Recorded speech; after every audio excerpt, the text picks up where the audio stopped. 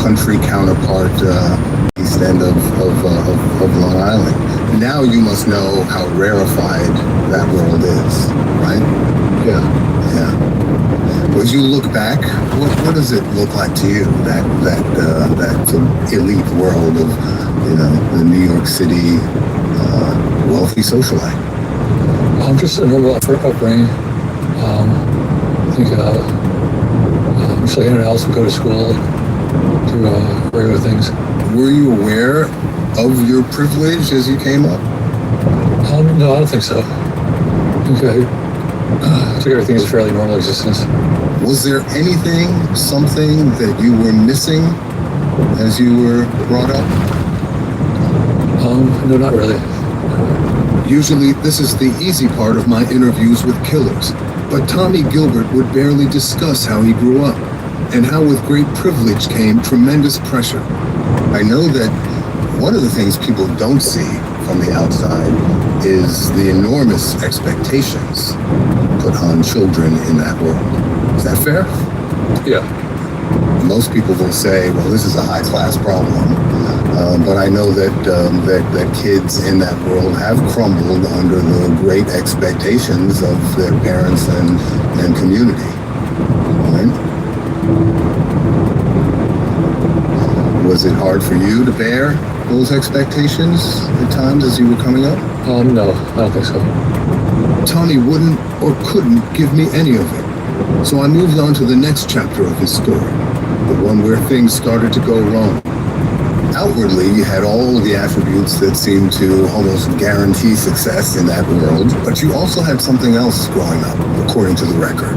Something else up here, between your ears. It was on a bus in 6th grade, you later said.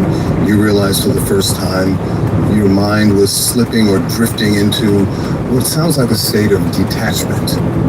You recall that? No, I don't think so. You were on the bus. You later told one of your doctors, I didn't feel like myself.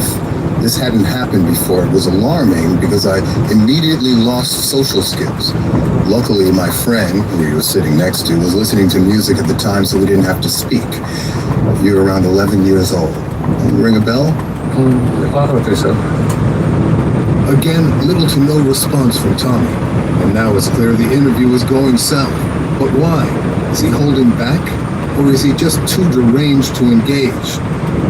After all, mental illness ran deep in Tommy Jr. and the Gilbert family. There was madness on both sides of the family. His maternal grandfather, Wilson Ray, who was very, very successful, jumped out of, I think, a 4th floor window of a psych hospital in the early 60s and committed suicide.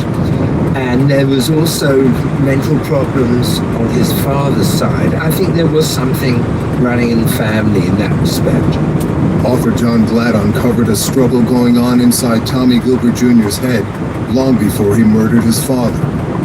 He developed a fear of contamination and thought his father was contaminating him, thought his father was stealing his soul, but that's what he was told psychiatrists was going on, and that developed a completely irrational fear and hatred of his father.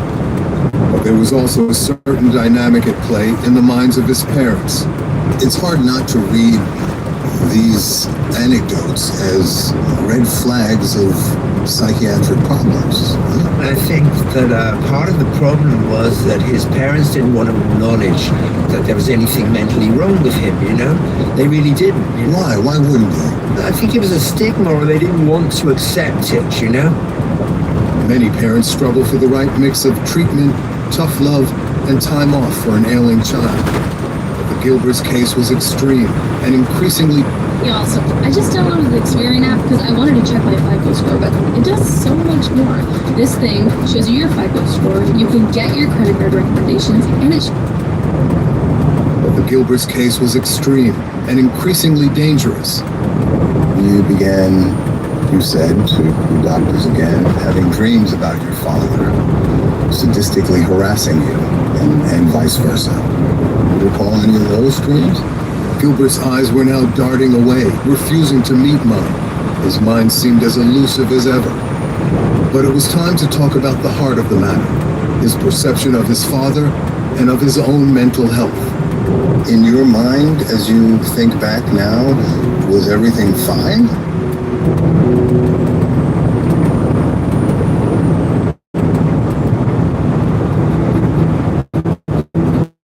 I'm walking a tightrope in an interview with a killer. It's the public's first chance in a decade to see and hear him talk about the murder of a father he once loved. But he's running out of patience, and I'm running out of time. Around that time, you began, you said to your doctors again, having dreams about your father, sadistically harassing you, and vice versa. Do you recall any of those dreams? Not at the time, no. Do you recall having dreams about your father? No. No? A growing antagonism towards your father? Not around that time. At Princeton, where his family had gone for generations, Tommy Gilbert Jr.'s mental illness got worse. A psychiatrist suggested he be hospitalized, but Tommy refused. And instead of having him committed, his parents sent him on a scuba and surfing vacation. Well, his mother always said that, it kind of, you could only forcibly hold someone in a mental institution for 3 days, and after that they could discharge themselves. So they were always worried about actually putting him in an institution and then him coming out and get even madder at them, so that was totally a problem. Over the years, doctors diagnosed Tommy with obsessive-compulsive disorder, bipolar disorder, schizophrenia. But by the time he graduated from Princeton, he was refusing to take his medication. He just wouldn't take these drugs. And he was also self-medicating on a lot of hallucinogenics, cocaine, marijuana, which I don't think helped things either, And whenever Tommy's outbursts crossed the line and broke the law, the Gilberts stepped in with their money and influence.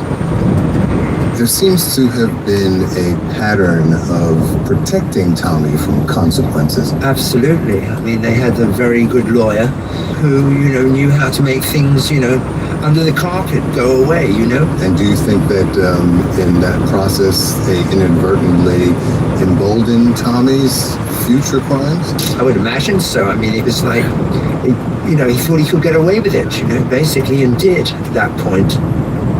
Through it all, his parents continued their lofty expectations of success. And as Tommy's mind deteriorated, he turned against the one person he depended on most. He really, developed this image of his father as being this kind of evil kind of wizard, controlling him, stealing his soul, stealing everything he had. And that's how he viewed his father. It just shows you how mentally deranged he was. He would look in the mirror and his face would become his father's, which is, frightening. In one dream, you were kicking your father and yelling at him to stop menacing you. You told your then psychiatrist that up until that point you adored your dad. Did something change? I think that story isn't true. The dream is false. Well, these are based on the record, which pulls from the reports of your medical treatment by several psychiatrists. No?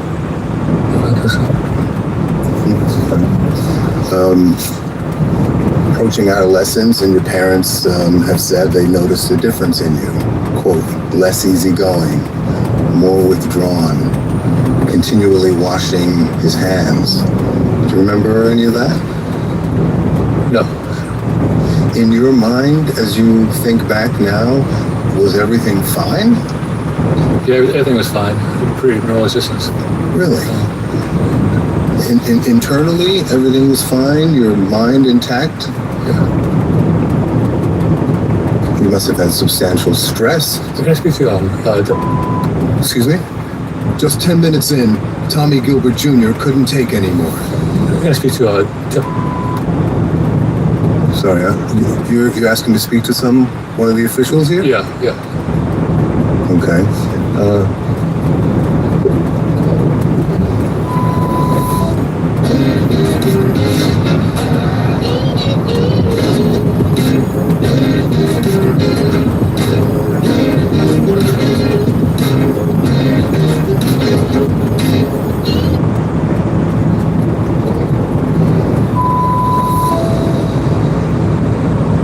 The interview was over, but the abrupt ending made me even more curious and determined to learn about this elusive killer. Do you recall having dreams about your father? Oh, no. Not at the time, no. His eyes look really strange pinpoints. I don't know, he doesn't seem there at all. We showed author John Glatt what happened. How would you describe your childhood setting? I think it was good, pretty wholesome, for the most part. A good childhood. Look at him. Long beard. People are gripped by the golden boy narrative. How could it be that this kid who had, the world laid at his feet would, murder the man that made it all possible, his own father? I mean, it was a big front page story for a long time. What made him do that, I mean, patricide is probably one of the most awful crimes possible. And thus begins the case and the debate. Is Tommy bad or mad? Both. A month after his arrest, Tommy Gilbert Jr. was arraigned on murder charges. His defense, insanity. I've seen an awful lot of people who've killed one or two parents. I mean, statistically, you can almost say that, the parents are sort of the most likely targets. The obvious target. Of their rage or confusion or their paranoias. Forensic psychologist Dr. N.G. Burrell has evaluated many high-profile murderers, like serial killer Joel Rifkin and Colin Ferguson, who went on a shooting spree on the Long Island Railroad. He says that when a defendant appears mentally ill, the first question is always the same. Are they competent to stand trial? If they walk into a court, do they understand the proceedings? Do they understand the charges? Can they meaningfully discuss their defense with their attorney? The question of Gilbert's competency would hold up his trial for years, and John Glatt was in the courtroom for all of it. The prosecution would arrange for him to meet psychiatrists, and he would refuse to meet them. That delayed things. And the judge was getting more and more frustrated that he wasn't cooperating. Do you think he was competent to stand trial? No, not at all. No. I sat there at every hearing, every day of the trial. I don't think he even knew where he was a lot of the time, Eventually, however, the court found Tommy fit to stand trial. In 2019, more than 4 years after the murder, it began. Tommy's lawyers argued insanity. They pointed to schizophrenia, to paranoia, to a man who did not understand, in the moment he pulled the trigger, that what he was doing was wrong. Prosecutors laid a trail of premeditation that belied Gilbert's sanity. It started months before the murder, with Tommy buying a gun. He went on Facebook to sort of the gun Marketplace. Yeah, and found this guy in Ohio and had to drive out there to get a gun because he couldn't get one in New York. Do you think that at that point he had already begun to plot the murder of his father? I don't know. I mean, I think he was just so paranoid. People were after him. Which is also a sign of his declining mental state. Absolutely, yeah. The day of the murder, Tommy cleverly maneuvering his mother out of the apartment under a pretense. That request for a sandwich and Coke was prescient, possibly, tactical in and of itself, right? Yeah, because Shelley, they never had Coca-Cola in the house. So, she had to go out for it. Then, after the shooting, staging the scene of the crime. Tommy placed the gun on his father's chest to make it look like his father committed suicide. You trying to make it look like your father killed himself, bro? He didn't kill himself. The way the pattern of the blood was and just the way everything, it didn't happen that way. And finally, fleeing the scene and immediately calling a criminal defense attorney. The prosecution argued all actions of a man who knows what he's doing and knows it's wrong. For example, if after killing his father, he remained in the apartment, was found in the corner crying or cutting himself, that would lead us to a very different conclusion. As opposed to going back to his apartment and calling his criminal defense attorney. Right. That's a very logical thing to do. He's mentally ill, but still criminally responsible. Both things can be true. Absolutely. Absolutely. No question about it. The prosecution called someone who had seen Tommy just days before the murder to testify that he appeared perfectly in control of his faculties. The DA wanted to prove that he was not insane. And the fact that he was at my apartment just nights before this happened, he came over, he was chatty, he talked to other people, he knew where he was, he ordered sushi. You know, it was a very, very normal interaction with him. It wasn't like he was talking to himself or acting paranoid or insane. And throughout it all, Tommy was sabotaging himself, contradicting his lawyers in open court. He sabotaged his own defense right through the trial. And a couple of times, he would he'd just address the jury in the middle of the court case, and ask for a retrial. And the judge was getting more and more frustrated. I mean, I'd never seen anything like it. You mean in court, he would stand During up the and trial. start talking to the jury? Yeah. And there was one point where, the judge cleared the jury out, ordered him to leave the courtroom. He refused, and he was dragged out of the courtroom. I mean, it's just amazing what was going on, He wasn't even in the same courtroom when I saw him, He was somewhere else in another world. But there was one person in the courtroom who believed with every fiber of her being that her son belonged in a hospital, not a prison. A woman who had lost her husband and was now fighting not to lose a son, Shelley Gilbert.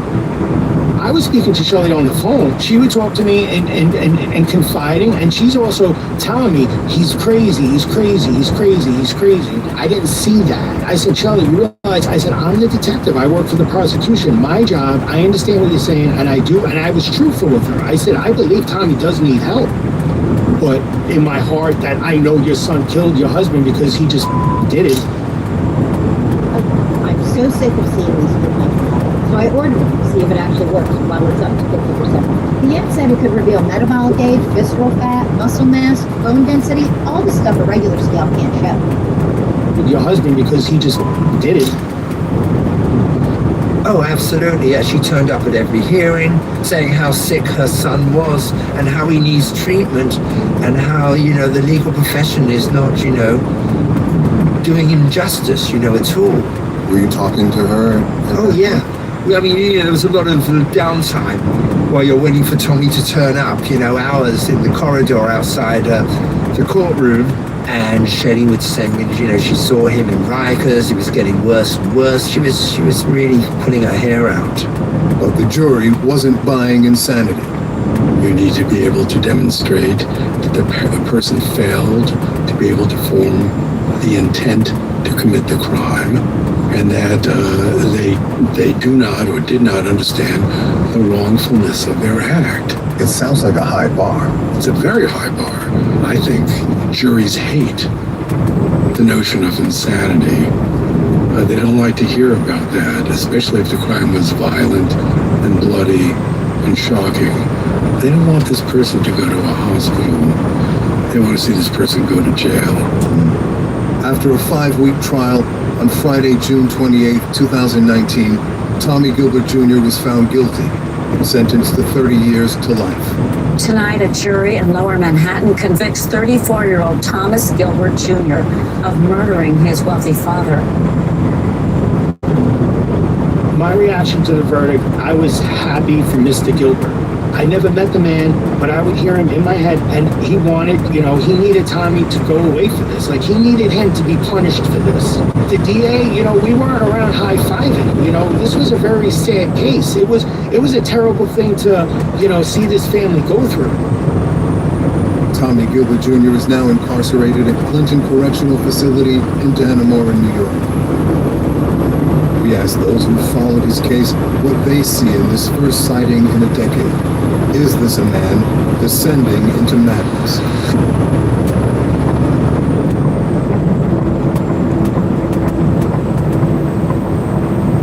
You could see Tommy Gilbert Jr.'s decline begin years ago, even as his lawyers and prosecutors fought over his mental health. 10 years into prison, he seems almost an empty shell. A shocking sight to those who know how far he's fallen. Based on the record, which pulls from reports of your medical treatment by several factors.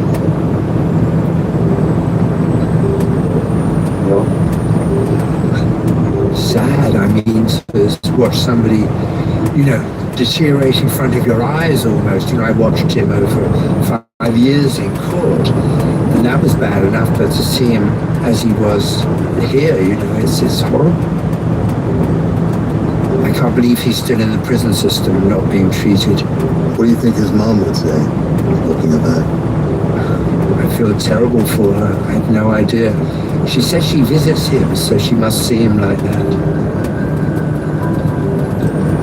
I don't see the same person. That's not the same person that I knew. He doesn't look like himself and he doesn't talk like himself. It's very sad. Honestly, that's really, really sad. I mean, I think it's a shame also that he's not getting the help that he needs, because obviously he's mentally ill and they're not going to help him in a prison. I think it was such a tragic situation for the entire family. I mean, his poor mother who lost her husband and her son in one day. Is that an issue for you? Is that a dynamic for you? No, there's an issue. No. He's not alert. He's not interested really in the outside world. I doubt he talks to anyone. I think he probably sits quietly for hours at a time without communicating with anyone. And when he does, single words, short sentences, he's deteriorating. Forensic psychologist Dr. Angie Burrill sees in our interview a man who's drifted further into a state of limbo. I think that story isn't true. I mean, if you understand the notion that he is mentally ill, the issues being put on the table are things that he's just not equipped to discuss in a give and take or be challenged. Moving his lips, it's a sign of anxiety. That's a tell. It is a tell. And, it's a good thing that he's not highly aggressive or easily agitated or impulsive, because you would have been punched in the face. That could easily have occurred. It was just contained anger on his part. I think so. His anxiety level was being raised, and that's why he called for someone to rescue him and get him out of that room, because this is not what he wanted to talk about. He just wanted to make a statement like, essentially, I think it is that everyone got it wrong. I didn't kill my father, and that's all there is to it. I mean, some people want to play games with an interviewer. They love the attention. He's not one of them. But from what you saw, do you doubt that he's mentally ill? There's no reason to doubt it. He's not malingering. I don't think he's malingering. And he wasn't saying really crazy things. He didn't put on an act. It's the opposite of malingering. When someone malingers, they act cuckoo and they fall on the floor. They say cuckoo things and you go, what? I think he was trying to be normal. I think he's probably considerably more sick than he was, when the crime was committed. And, jail is not the place.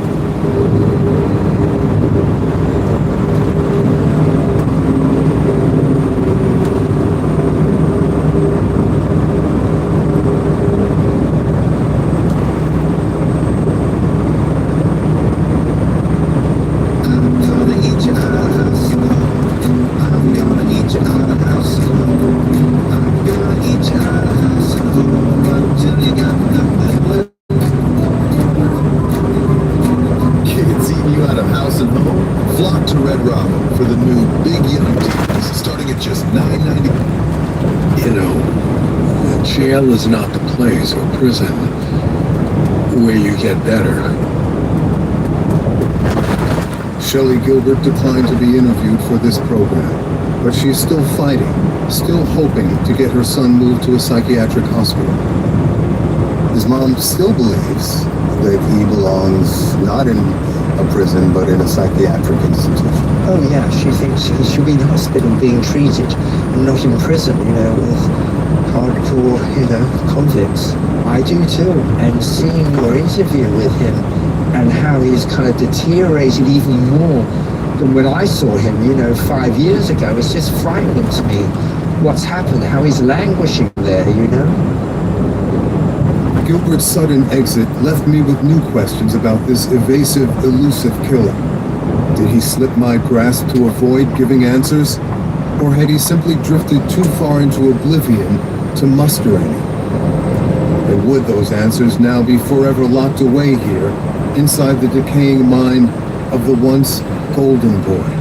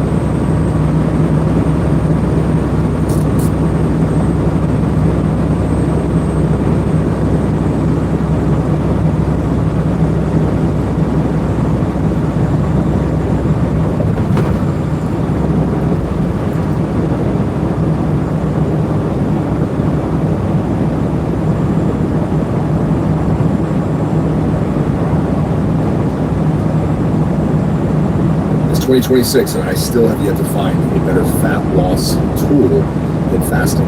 And today I want to outline how my fasting protocol has changed and how recently I verified that fasting, once again, is a game changer, especially for us guys 40, 50, 60 plus years old who have demanding schedules, travel, work, business, family, weekends are a little crazy.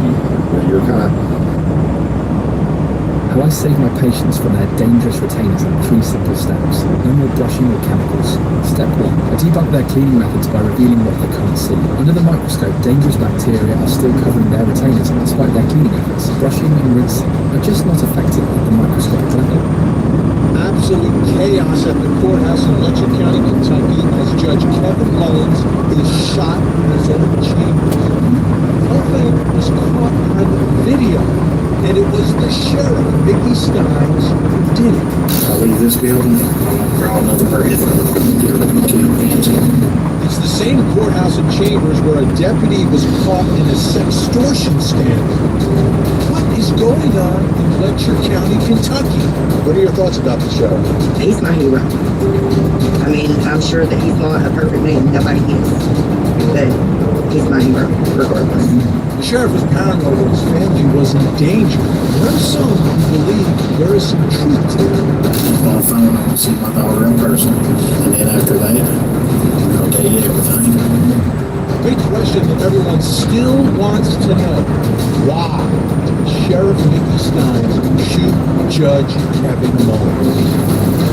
The video you're going to see is absolutely shocking. Everything caught on camera. Judge Kevin Mullins being shot in his own chambers by the local sheriff. The same chambers where a woman had been sexually extorted by a deputy. The sheriff is in the middle of a civil lawsuit for that extortion. And that week he was deposed. That week he shot and killed the judge. The video I'm going to show you may explain exactly what was going on and may in fact keep the sheriff from being convicted of murder. I'm Vinny Politan. Let's investigate.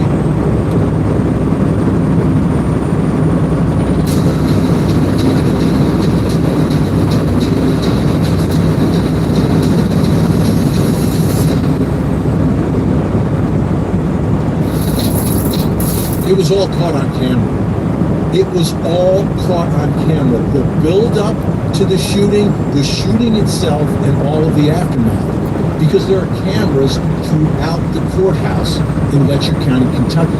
Mickey Stein's very popular locally elected sheriff, and then Judge Kevin Mullins, who's the local judge. These guys have known each other for years. Yet somehow, some way, on that day, Mickey Stein's decided to shoot and kill his friend, the judge, Kevin Mullins, on camera in his chambers. Now think about that for a minute. Why were there cameras there to begin with? Why would there be cameras inside a judge's chambers? My dad was a judge. Trust me, there are no cameras inside his chambers. I practiced law. I've never been inside any judge's chambers where there were video cameras recording everything that was happening. This is bizarro work. This is unprecedented. A live stream of what's happening inside a judge's private chambers. Well, the reason they're there is a big part of what happened that day. There was a sex scandal that took place in Judge Kevin Mullins' chambers. What happened? His bailiff, a deputy, was criminally convicted of extorting an inmate for sex. And all this took place in the judge's chambers before there were cameras. So after this happens, part of the result of this is now we're going to put cameras in there. But how on earth does this take place? How does a deputy end up extorting an inmate, a female inmate, for sex? Well, it's because they can't afford to pay for the monitors, those ankle monitors, where someone is released from jail and able to live their lives, but you've got to pay a monthly bill. So instead of paying the monthly bill, this woman and allegedly others were being extorted. And that was the basis of a civil lawsuit against that deputy, but it also named Sheriff Mickey Steins as a defendant because he's in charge. Now, there were no specific allegations that Mickey Steins himself was involved in extorting these women for sex. No specific allegations, but the lawsuit was just beginning. Likewise, there were no specific allegations that Judge Kevin Mullins was extorting women for sex, but it was happening in his chambers. So this civil lawsuit was sort of unearthing and uncovering a lot of corruption in Letcher County, Kentucky. And this was very concerning. Obviously, everyone's talking about it, but people are concerned about, all right, who is going to be revealed as doing something wrong here? What does Sheriff Mickey Steins know? Who could he possibly name in his deposition? So because he's one of the defendants in the civil lawsuit, like any defendant in any civil lawsuit, the plaintiff is deposing him and asking him questions about what he knew. And that's all taking place earlier in the week. And I've spoken with the lawyer who was in the room, and he described Mickey Steins as being a little bit off. There was something strange about Mickey Steins. This civil lawsuit was weighing heavily on his mind. He was paranoid about this lawsuit. And it wasn't just about losing the lawsuit and perhaps, I don't know, having to pay some money, although insurance should cover all of it. It was about what he knew, who he could expose, and who wanted to keep him quiet.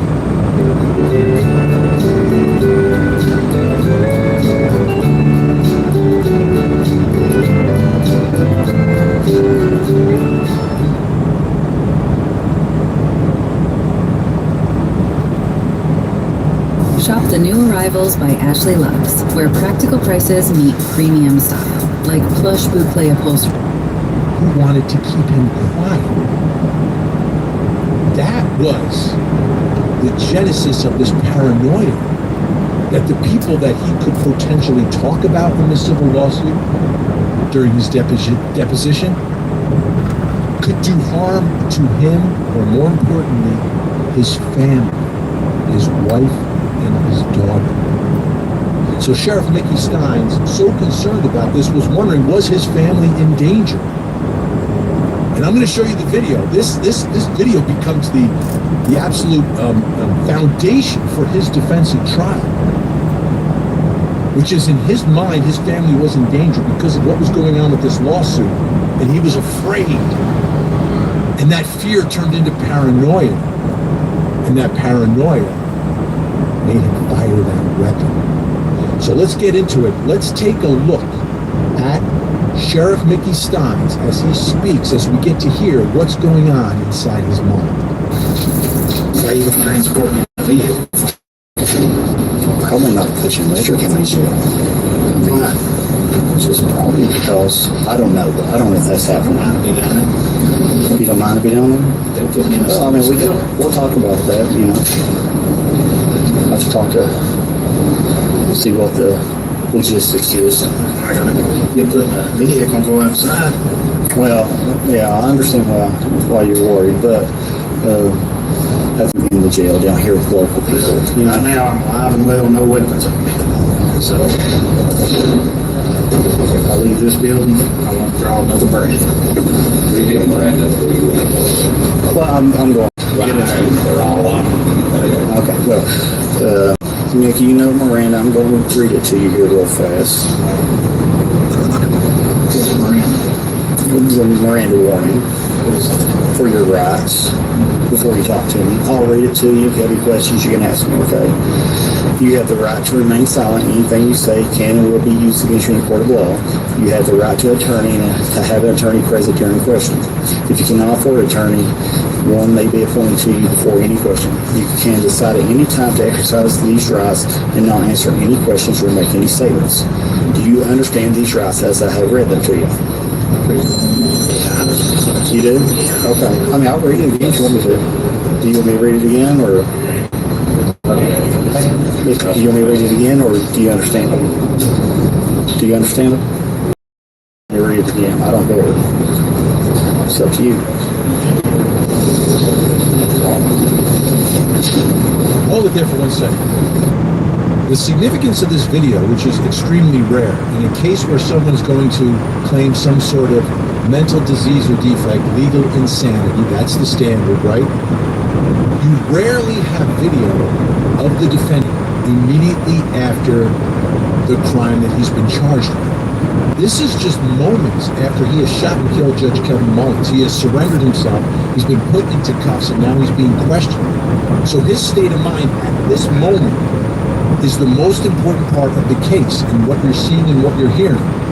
Obviously, there'll be experts testifying in trial interpreting this, but the jury's going to see this. The jury's going to hear this. And they'll make their own evaluations the way all of us right now are making our evaluations, and there's something's off.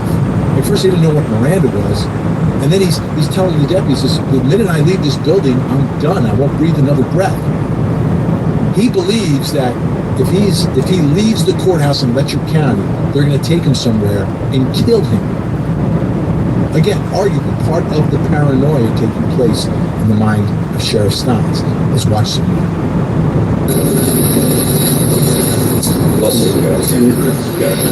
Okay, so I just read those to you, okay?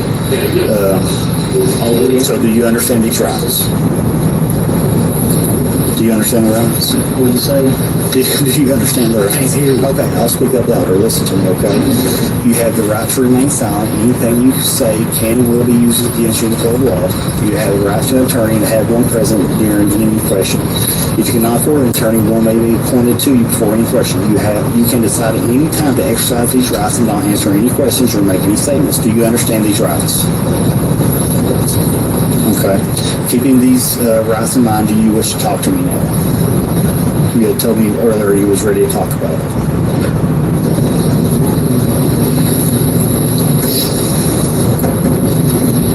Meaning? I would imagine that would mean... You don't have to imagine.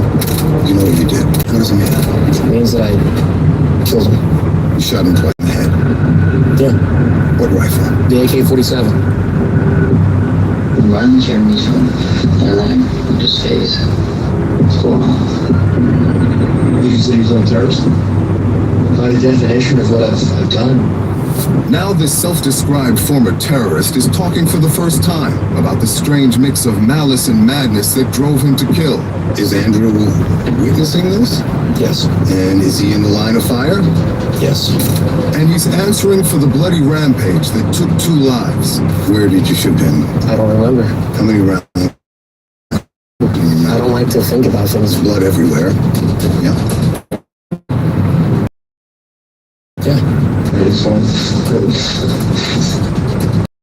Towards a shopping area. He's grabbing the backside of his pocket. Could have killed everybody in that building, and I didn't. I could have killed those 2 officers, and I didn't. You think you should get some kind of credit for not killing people? I'm telling you that wasn't my intent, so don't try to frame it that was my intent. A deeply disturbed mind, on display for all to see, and under the influence of violent online extremists. Let me ask you this. Would you say that you're sane or insane?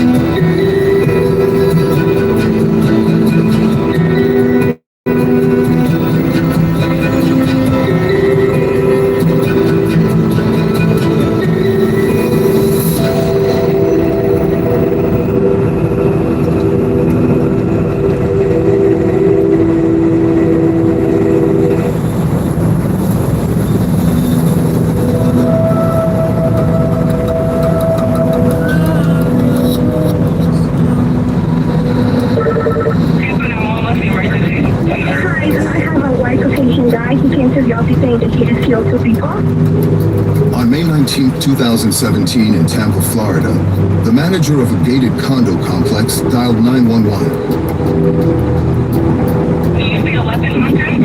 Oh my god. Oh yeah, he definitely thinks he has. 18-year-old Devin Arthurs had just snapped, shooting and killing 2 roommates with a Russian army rifle. The double murder shocked and confused the Tampa Bay community. This is quite a bizarre case. According to the Hillsborough County Sheriff's Office, this is his first adult arrest. Local news reports focused on how such a teenager got himself mixed up with the wrong people. And killed his roommates because they were neo-Nazis. This is a case that has a lot of people scratching their heads. What would drive an 18-year-old young man to kill 2 people? Yes.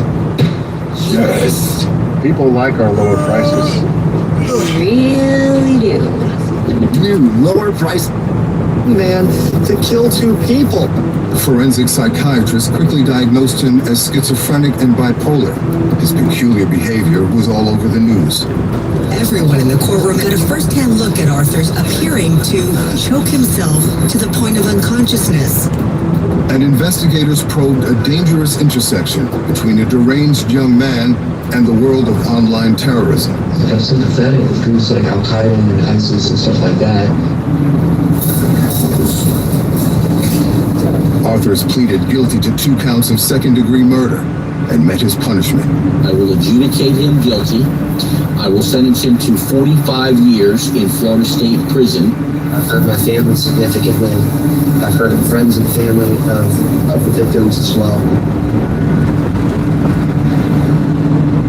2 years into his prison sentence, deep in the pine forests of Northwest Florida, Arthur says he's ready to talk for the first time about his madness. We're starting now. Good. His mayhem and his murders.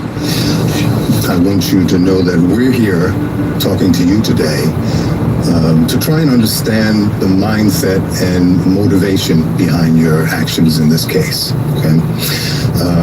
I'd like to ask you, why are you here today talking to us? I wanted people to know the full context and the scope of what occurred and why it occurred. I really wanted to get the truth across. What Arthurs believes is true changes with the shifting sands of a troubled mind. But his story starts in an ordinary home in Orlando, Florida. In 2014, Devin Arthur's father was just about fed up with his teenage son's bizarre antics. The boy spent way too much time alone in the dark reaches of the internet. package arrived containing a book. A copy of Mein Kampf? Yes, I ordered it on Amazon. You were how old? I was 14. The book was, of course, Adolf Hitler's infamous manifesto. And for Arthur's father, it was the last straw. And he confronts you. What does he say? He says we don't have this in our house and stuff like that. Keep in mind, people are telling me, oh, well, anybody that tries to basically tell you against the party line is an enemy and a traitor. Arthur's father threw him out, and soon the troubled boy dropped out of school and even further down the rabbit hole of online extremism. He now claims he was easy prey for the domestic terror movement because of his mental disorders. Exploit the flaws and the cracks that you can find. I was vulnerable because of mental illness. When you look at people that have issues that are not neurotypical, they get driven into these movements because they're drawn into it. So you're saying that you were essentially captive to this movement? No, what I'm saying is absolutely. Because yes. The record suggests a lot of volition on your part. You realize that, right? Volition pretty much in the context of how? Well, you were a willing participant. The record shows that Arthur's was not naively led astray, but one of the group's leaders, actively promoting the movement and its hate-mongering, alongside his mentor, a young neo-Nazi named Brandon Russell, who called himself Odin. All the outsiders inside of Hindu effort, I say this to you. I create something beautiful. Beautiful things scaring people. I've read some of your posts. You're truly despicable stuff. They are despicable. And Jews, yeah, bad that's news. Wrong. You wrote those words? I did. Because all Jews are subversive. It's in their nature. And that was wrong. How about this? We's taking your women's. Wrong. Think again. Wrong. Oil drilling is just as gross as coal burning. Both create mongrels. Yes, that's wrong. Those were your terms for interracial sex and mixed race. Yes, it was. You wished ill on whole groups of people. It's easy to... People like me. Mongrels like me. And it was wrong. And neither of your own parents had as much influence as... No, because they capitalized on trying to turn me against my own family.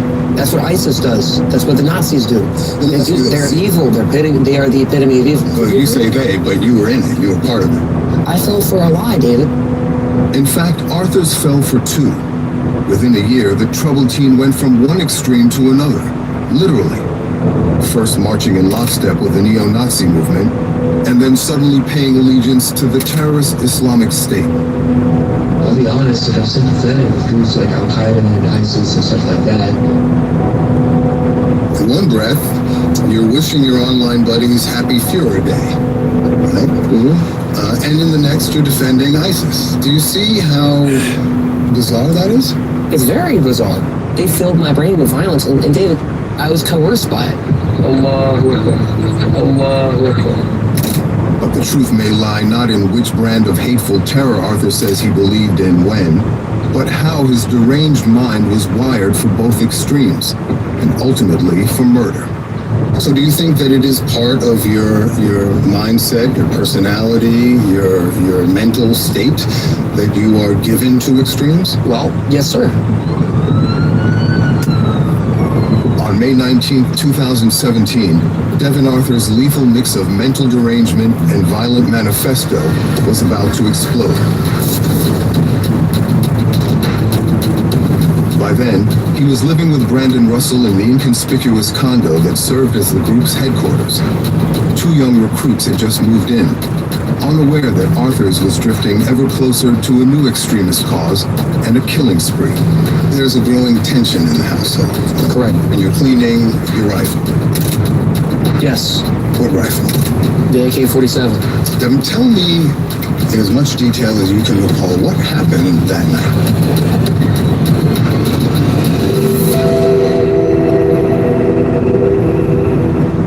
Presents How to Dress to Score Style Points.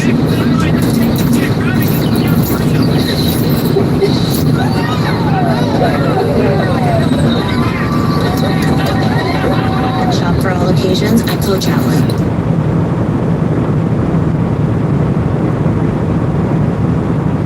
They call her a fighter. They call her a builder. But you can just call her Eleni.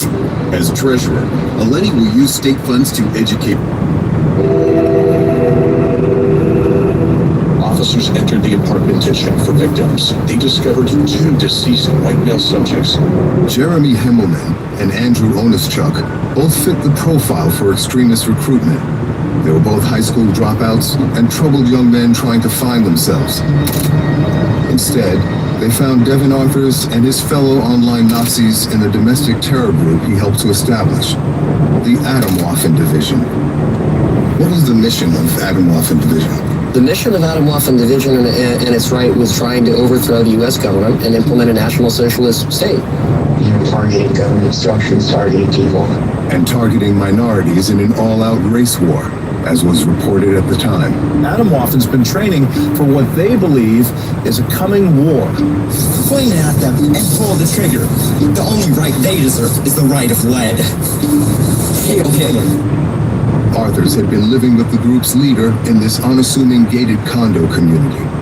Take me inside. What does it look like? What am I seeing? You're going to see a North Korean flag on the wall.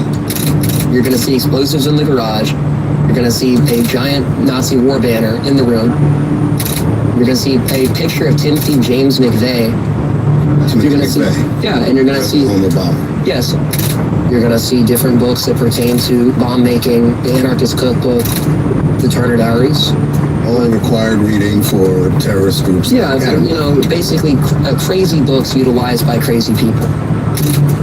Inside, the group amassed guns and bomb-making materials. Arthurs had helped lure young recruits into the fold. I've seen correspondence where you're recruiting and screening recruits for racial purity. When was that?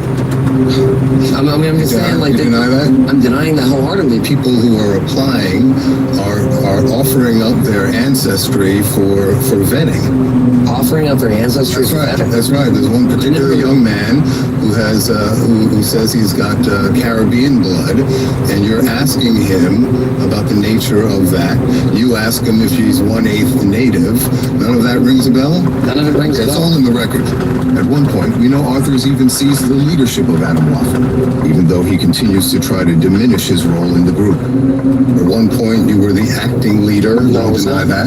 You were writing posts saying, I am in charge in Brandon Odin's absence, and positioning yourself explicitly as the acting leader. And what operations did they conduct during that time period? You're saying that you did not position yourself as the acting leader? I took advantage of that vacuum of power. On May 1st, 2017, 2 young recruits, Himmelman and Onischuk, arrived at the Florida Hate Group from their homes in Massachusetts, unaware of the dangers that awaited them inside. By the time they had moved in, Devin Arthurs had drifted away from the online neo-Nazi movement. He was still ranting and raving on the internet, but increasingly for an entirely different violent movement, ISIS. And now you're soaking up Islamic extremist propaganda. You say, I'm sympathetic to groups like Al-Qaeda and ISIS and stuff like that. So now you've gone literally from one extreme to another. It was silly. It was dumb, man. Is it true that you pledged allegiance to ISIS? I never actually physically went over there. I mean, if you want to say that I supported it, yeah, I mean, absolutely. And you're drifting ideologically from the strictures of far-right fascism. Correct. And you have converted to Islam. Correct. And your house guests were especially annoyed by your newfound religious practice. Correct. And they even say that you tried to convert them. Is that true? I had discussions with them about it, but I never tried to convert them. But there was a lot of different headbutting pertaining to the difference of ideology, yeah. There's a record that suggests that they were trying to get out of this. One of them writes to the other one, wake up so we can leave the hole. Don't want to listen to this cup pray for another minute.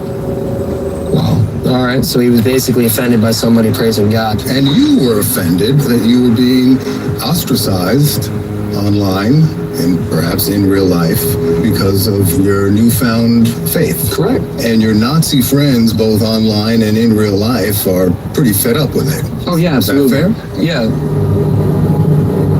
Arthurs began calling himself Khalid and preaching his new brand of ISIS terror to Himmelman and Onischuk. And that was not what the newcomers signed up for. There's a growing tension in the household. Correct. It's Friday, May 19th. Yes, sir. And you're cleaning your rifle. Yes. What rifle? The AK-47. Sometimes life can be a little messy. But with next-gen Nubella Performance Fabric at Ashley, we've got your whole home covered. So you can get back to what you love, messes and all.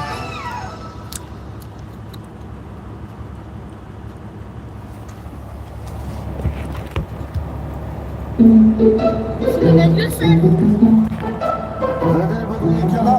allez tous avoir les mêmes.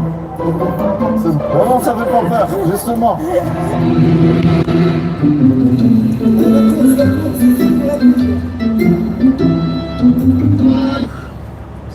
What rifle?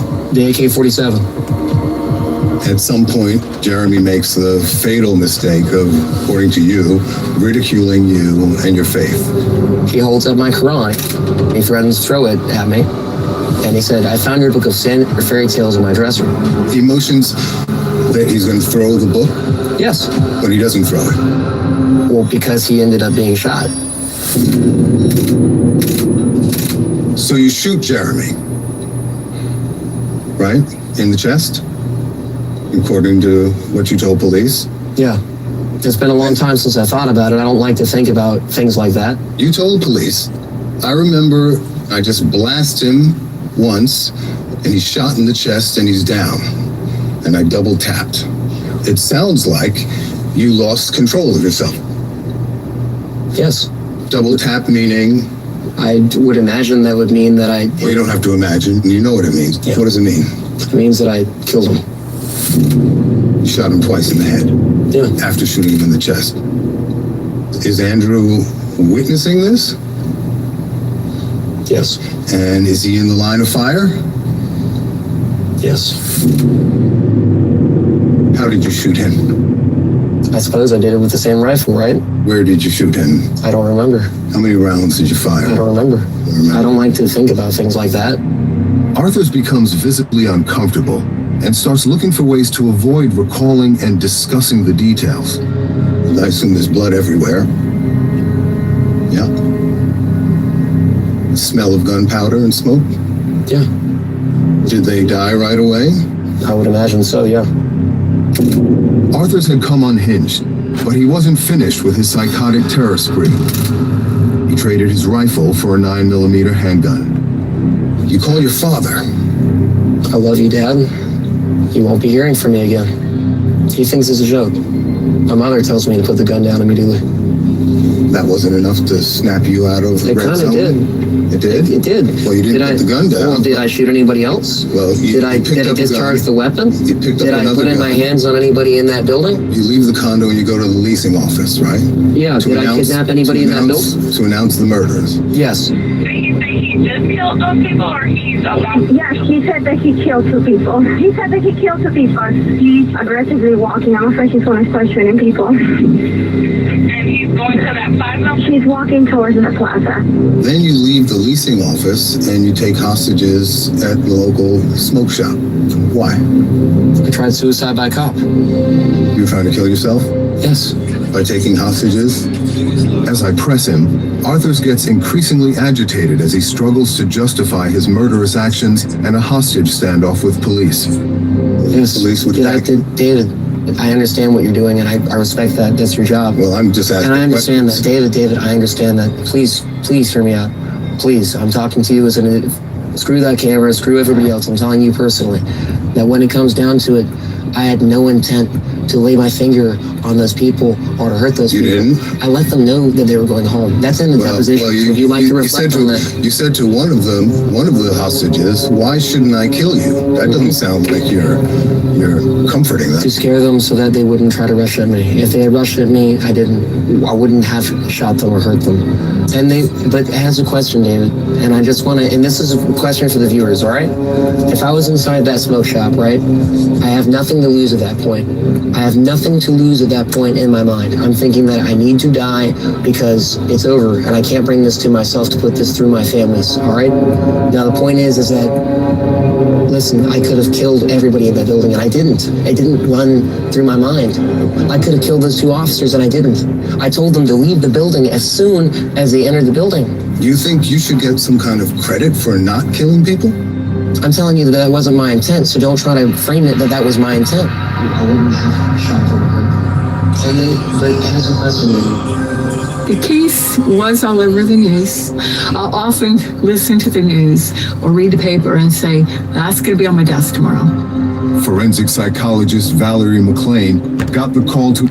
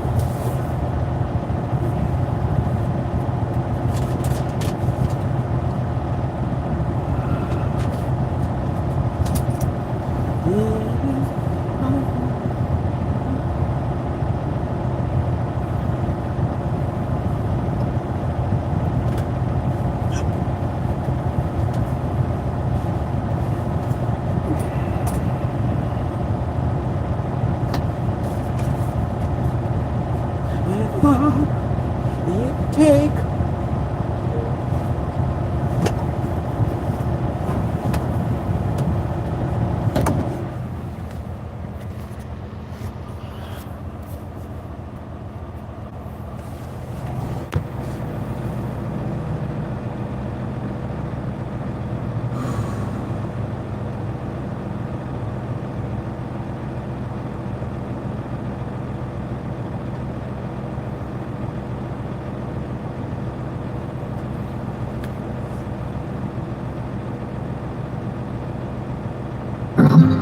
Forensic psychologist Valerie McLean got the call to examine Arthurs after the murders. You think you should get some kind of credit for not killing people? I'm telling you that it wasn't my intent, so don't try and frame it that was my intent. He's very fixated on trying to make sure that he gets heard about why this is his belief system about it, which I don't think is grounded in the reality of the situation. And I think that he's trying to reconstruct it, and it's not making a lot of sense. And I think he's frustrated because he doesn't understand his own behavior at the time.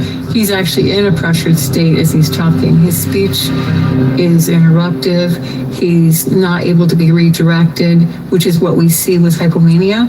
And his frustration is that someone's challenging that belief system and saying that that might not be the way it is. Arthur surrendered to police and would then unravel the madness and motives behind the murders. I remember taking a blur. I shot them both, and I wasn't thinking clearly. I wasn't thinking sane. I wasn't thinking like a rational human being at that point. If I could go back, I would not do that, you know. And I remember I was in trance at that point when that happened. I wasn't thinking clearly. And the explanation you offer to police in that interrogation is that you are mentally unstable and that you literally went ballistic when you killed them. And that you wish you had sought psychiatric treatment when your family urged you to do so earlier in life. Correct. Right? Yes, I agree with that 110%. Would you say that you're sane or insane?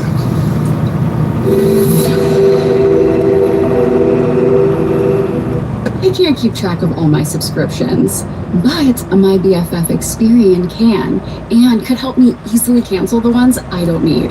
Get the Experian app now. Experian.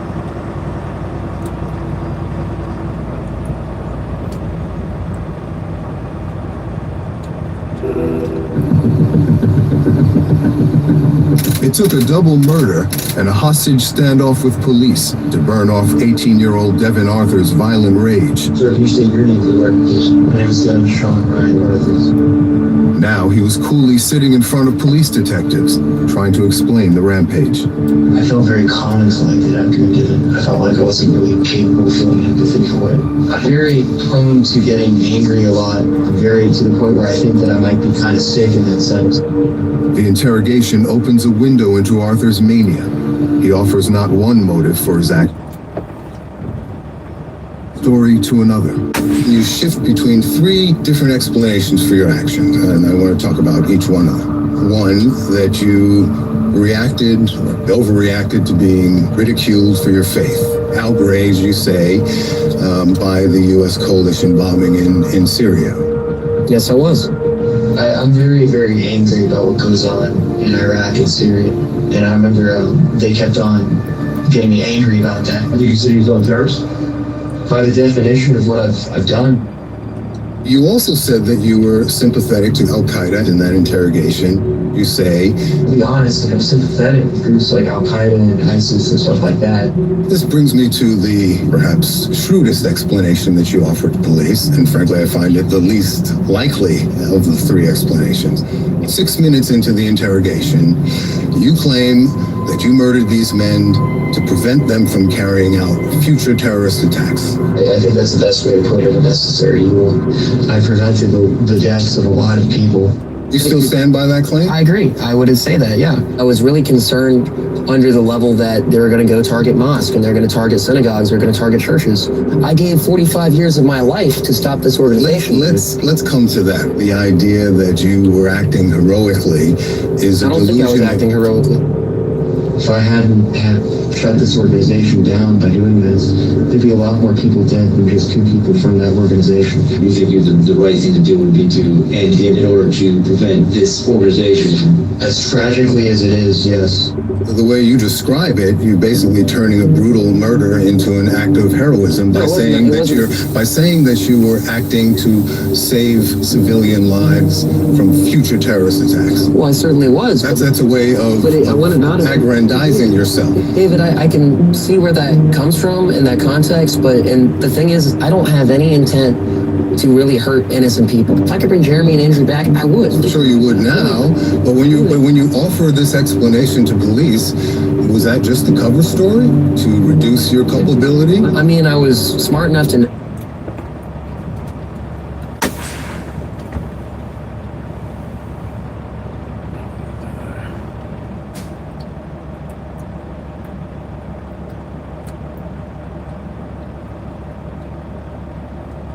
What's wrong with people?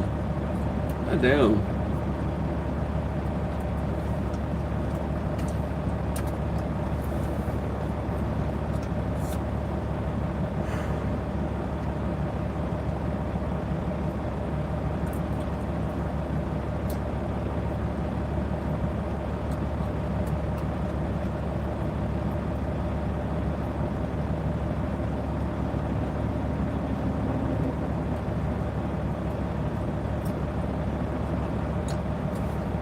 And promotes himself into a more grandiose role of being a savior. Are you familiar with the term grandiosity? Oh yeah, when you feel like almost a messianic type. Yes, an unrealistic sense of superiority. At its worst, it becomes delusional. Delusions of grandeur, where the person adopts false beliefs that sometimes the Holocaust never happened. You know, the synagogue down the road is controlling Wall Street. It's delusional. It can also be a marker for schizophrenia and bipolar disorder. And I've been diagnosed with that. It was like my animosity was like up to here, and my hatred was up to here. I already had those thoughts in my mind in the sense that like these people are worthless, these people are the worst, I was working my way to the most likely explanation for the murders, and the most candid of Devin Arthur's explanations to police. That you are mentally unstable, and that you literally went ballistic when you killed them. Mm-hmm. It sounds like you became enraged, right? I guess you could say that, but I was also intensely in fear. You can be in fear and be enraged at the same time, David. Would you agree with that? I don't know. I could think of it. You've never... Well, you said to police, I remember, I'm not here to be interviewed. You've agreed to be interviewed. You want to ask loaded questions, and that's fine. Well, they're all loaded questions. They are. Well, thank you for admitting that, but I appreciate it. But all right, listen. You told police that you wish you had sought psychiatric treatment when your family urged you to do so earlier in life. Correct. My family's been telling me, go to a hospital, try to get this stuff sorted and stuff like that. I wish I had listened to my family. It's like, I wish I had followed what they were recommending me to do. Yes, I agree with that 110%. Mm-hmm. It sounds like... Hey. No. What's up?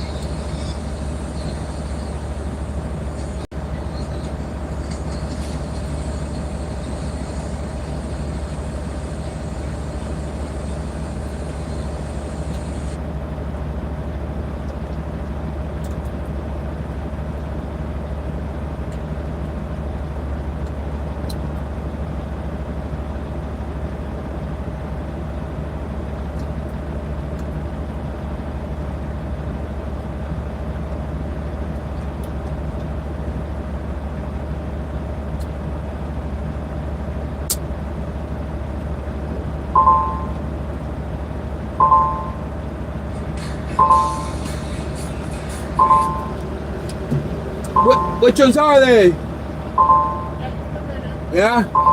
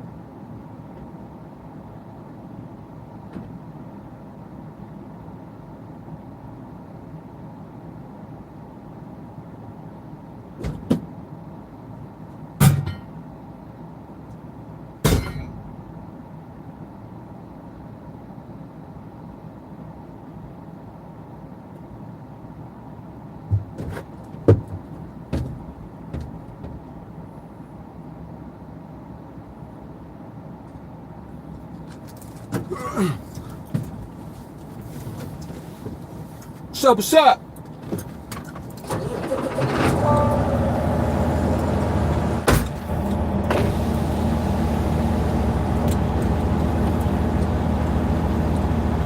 Talk to me, Chief.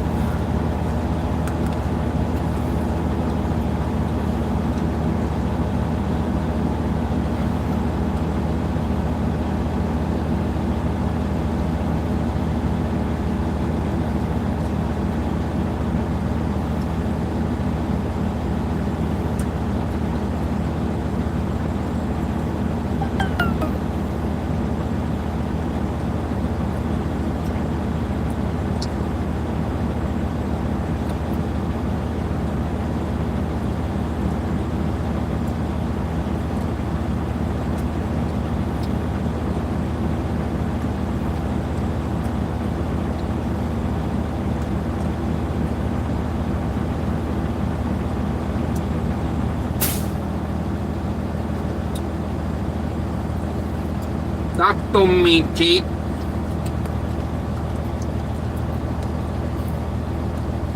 Yes, I agree with that 110%. It sounds like there was some awareness that you were out of your mind. It was unfortunate. I'm liable for this as basically somebody that I should have received that. I should have gotten a statement, Dave. Would you say that you're sane or insane? I honestly don't know. It's an honest answer. And it's a question that would delay justice in the double homicide for 6 long years, while doctors and lawyers debated Arthur's mental competence and the reasons for his murderous rage. He murdered them because he was angry and he had a loaded gun in his hand. That's why he murdered them. Do you think you belong in prison? What's up, Chief? Alright, let's roll. Get free slice sauce when you mix it Promo lamb or Parmesan stuffed the crust pizza. LBC. Come on.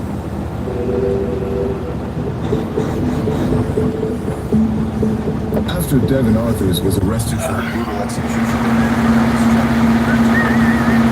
his guilt was not contested, but his sanity was.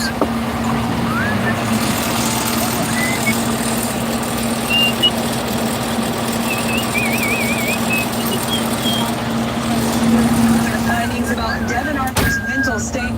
Local news crews caught his odd antics on camera, and it became increasingly clear that he was mentally deranged. Devin Arthur's appearance in court was anything but ordinary. Everyone in the courtroom had got a first-hand look at Arthur's appearing to choke himself to the point of unconsciousness. And as he faced double homicide charges in Florida, there was little certainty that Arthurs was sane enough for his case to proceed in court. My first impressions were that he was very flat in his affect. He was a very ill, mentally disturbed individual, untreated from the standpoint of having the schizoaffective disorder, delusions, depression, mood swings, also just the underlying impulsivity. Arthur's defense hired one of Florida's top forensic psychologists, Dr. Valerie McLean, who argued the young man would need prolonged treatment before he could be considered legally competent. Hi, Dr. McLean. This is Judge Ward. I've got Mr. Peacock with the defense. Good afternoon, Doc. Tell me what conclusions you would currently have with regards to the statutory criteria for determining competence with regards to Mr. Arthur.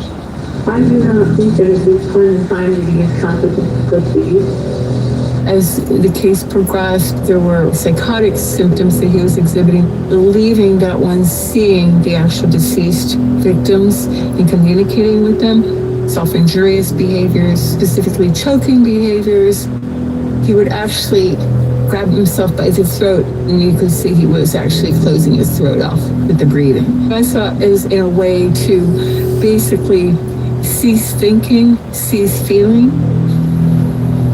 On May 19th of 2017, It's difficult to tell with somebody who has what appear to be legitimate mental health issues, how much of it is being exaggerated and how much of it is legitimate. It was my personal belief that he was competent to stand trial based on the criteria for competence. In speaking with officers, he confesses a number of times to the murders of Mr. Himmelman. But prosecutor Ron Gale saw in Arthur's courtroom antics the specter of justice delayed and denied by lengthy psychiatric treatment for a man who quite simply flew into a rage and decided to kill.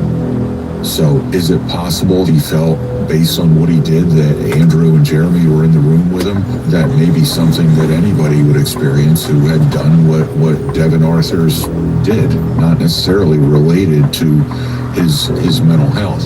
He murdered his roommates for the oldest reason for murder that we have, just because he was angry. They made him angry, he had a gun in his hand, and he used the gun in anger to kill his roommates. For 6 years, the victims' families waited, not knowing if Arthurs would ever be held to account for his crimes, as doctors and lawyers argued over his sanity and competence.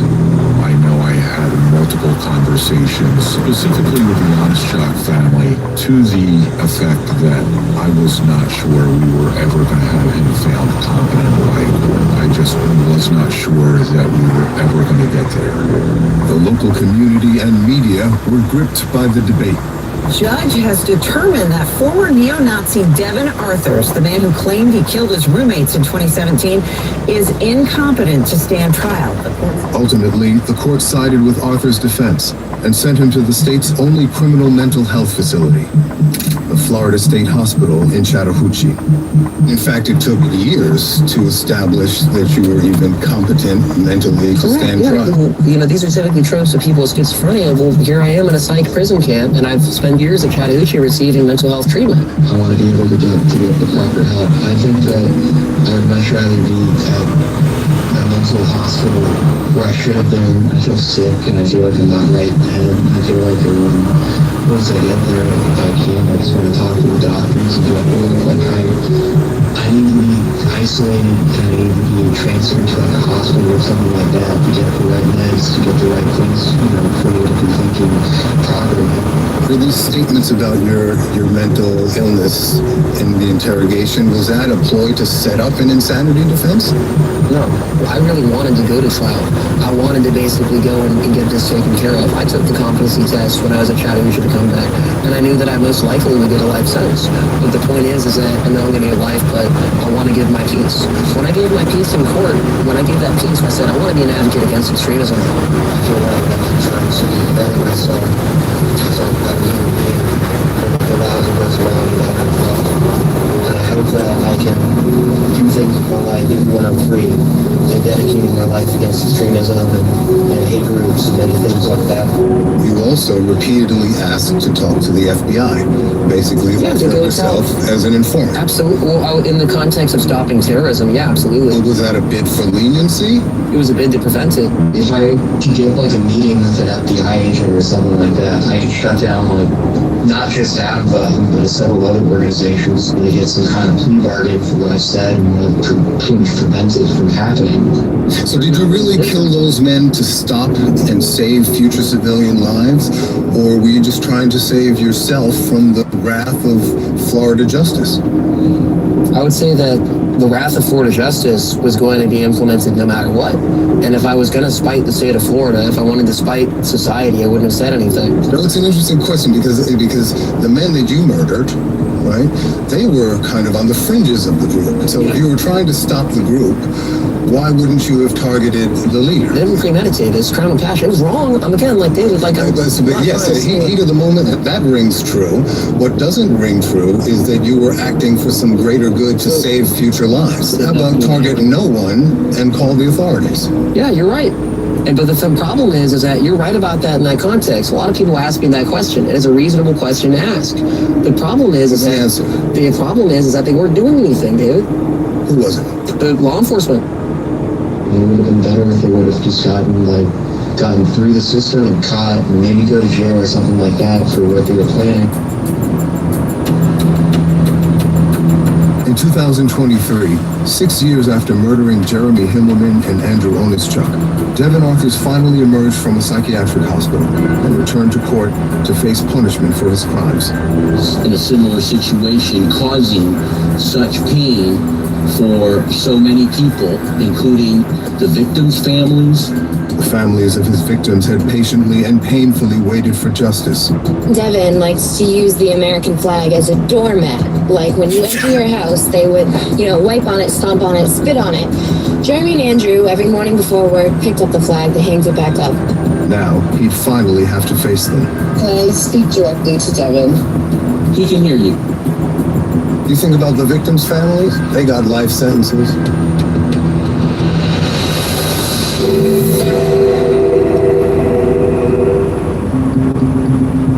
Oh, prices! Yes! Yes! Yes!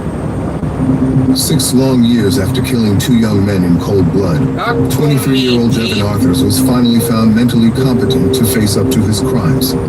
But instead of going to trial, Arthurs was able to cut a deal with prosecutors and pleaded guilty to 2 counts of second-degree murder. How do you wish to plead to these charges? I'm guilty. Florida prosecutor Ron Gale said the deal provided closure for the families. It's the families at that point that I need to make sure are adequately represented, and I'm seeking justice for their families. They really didn't want to go through a trial. Another fear of mine was that Devin's mental health would deteriorate again to a degree where he would be found incompetent again. But Arthurs also benefited.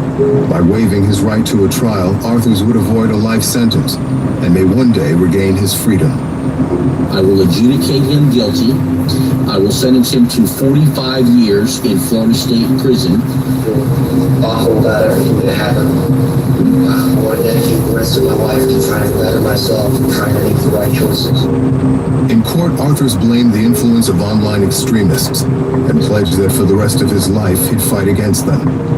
Ms. Borghetti, if you want to unmute yourself, we can hear you here in the courtroom. Can I speak directly to Devin? He can hear you. Jeremy Himmelman's sister then addressed Arthurs by telephone in open court. I want to believe everything you're saying. I also just want you to know that we're still suffering. I don't hate you. I feel sad that your whole life is going to be in prison. I feel sad that there's no alternative that you can go and heal whatever happened to you that brought you to this point. Do you think you belong in prison? Yeah, I committed a crime. And honestly, I own up to that. Actually, my time that I spend in prison isn't me saying that, oh man, I hate this place. No, I'm going to make the most of my time while I'm here. I'm going to try to help people. And, I'm in a dog program. I do horticulture. And, I'm going to put to use my time here. I hope, I try to do everything I can to facilitate classes and stuff and help people. Yeah. You think about the victims' family? They got life sentences. They did. And it's tragic. When you killed them, you told police, and then you were concerned that you couldn't feel empathy for the victims. I was really concerned because in the moment that I did it, I was just incredibly scared, panicked, angry, and I'm just, honestly. So you told him I felt very calm and collected after I did it, and I felt like I wasn't really capable of feeling empathy for it. I felt very calm and collected after I did it. I felt like I wasn't really capable of feeling empathy for it. Calm and collected does not mean that you're not making irrational decision-making skills. So there's people that'll appear basically thinking, I'll jump off the scaffolding, or I'll hang myself, or I'll go and I'll blow my brains out. They might appear stoic when they do so, but their line of thinking itself is delusional. So unfortunately, that's what I was really trying to say in that context. When Devin Arthurs shot Jeremy Himmelman and Andrew Onischuk at point-blank range, they were just 18 and 22 years old. It is a heartbreaking situation because despite their involvement in this organization, both Andrew and Jeremy were so young and they had so much time ahead of them.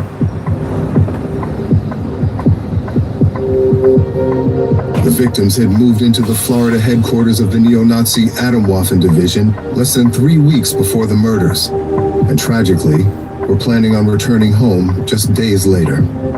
And hopefully at some point, if they had not been killed, they would have learned enough or matured enough to extricate themselves from this situation and stop the spread of the hate from this toxic organization and, you know, normalize their lives.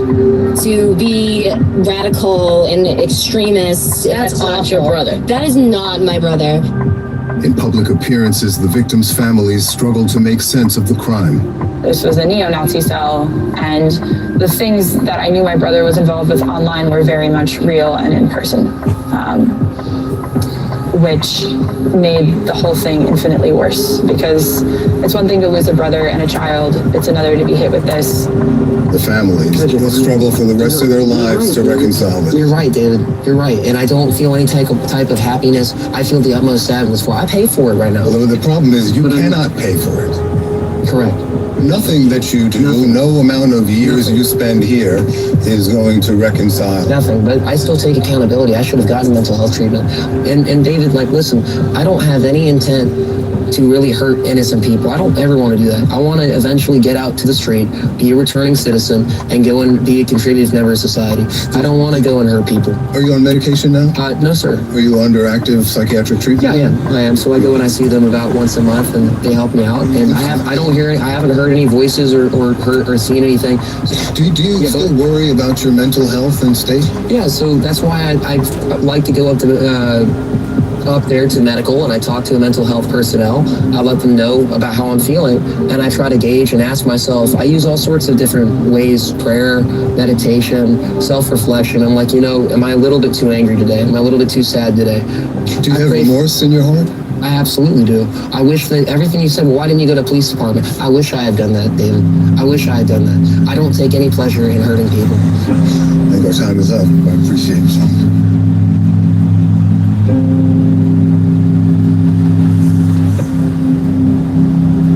I left Devin Arthurs to his manic mix of revision and regret. Even with 4 decades awaiting him behind bars, he has hope for eventual freedom. Hope that he robbed in an angry instant from his victims and the families who loved them.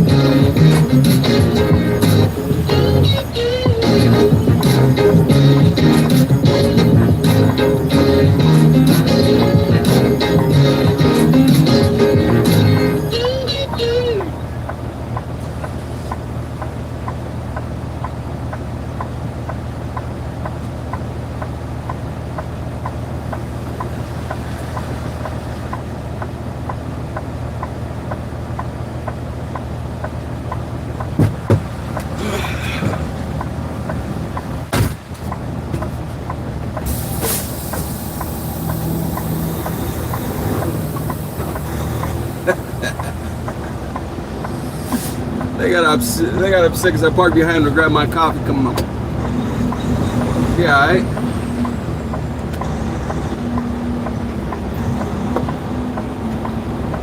Big deal.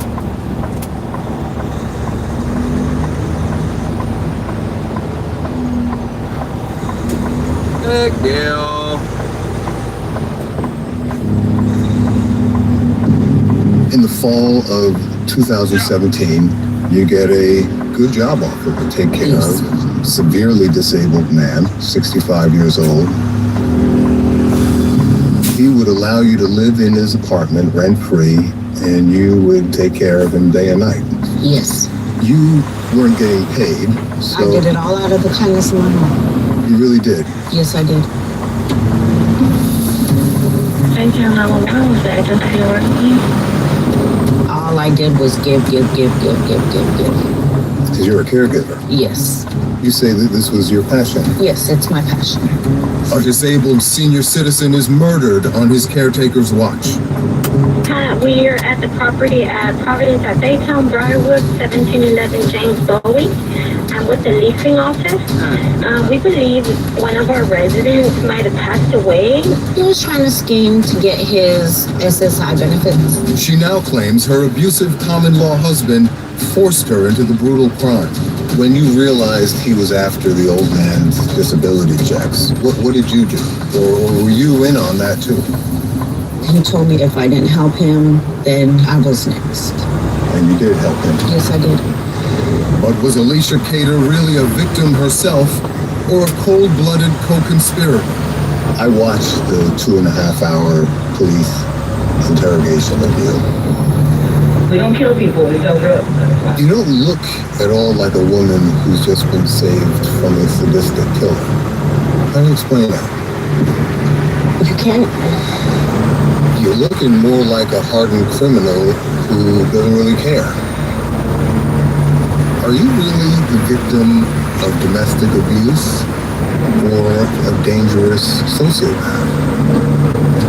Participating in the murder of the man that you were taking care of. You can call it that. So much for your career in caretaking.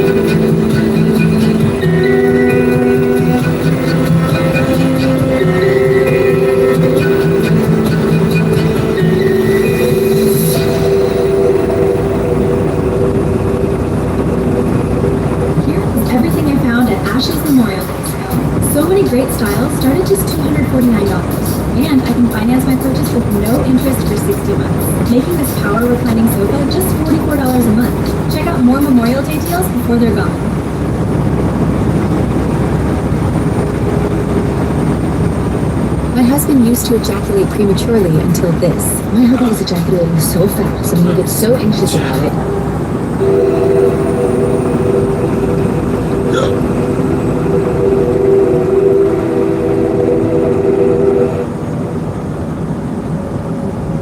Some murders slip into the night, quiet and cruel. This was one of those cases. It happened in Baytown, Texas, to an elderly man so utterly alone and forgotten, there isn't a single surviving photograph of him. Alicia Cater pled guilty to murdering the 65-year-old disabled man on Christmas in 2017, along with her then partner. It would take over a week for anyone to even notice. Baytown 911, what's the address of your emergency? We are at the property at Providence at Baytown, Briarwood, 1711 James Bowie. I'm with the leasing office. We believe one of our residents might have passed away. His name was John Fernandez, and Alicia Cater was his live-in caretaker. What's the name of the resident there? Mr. John. We call him Mr. John. He's in a wheelchair, but we have not seen him in 2 weeks. And we opened his unit, and there's a very strong smell, but none of our workers have the courage to go in. The case haunts me because the victim was so defenseless, wheelchair-bound, gravely ill, and completely dependent on the very person who would betray him. Peter? Peter?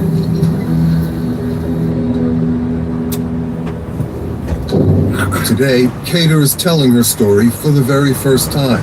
Right here? Yes, right there. Good morning. Good morning. How you doing, Alicia? Good, how are you?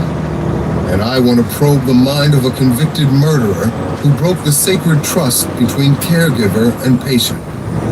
I'm going to be asking you a lot of intense questions. I'll be direct with you, and I hope you'll be forthcoming with me behind your actions in this case. Mm-hmm. Okay? Why did you want to talk to us today? Just share my side of the story, because my side of the story wasn't heard.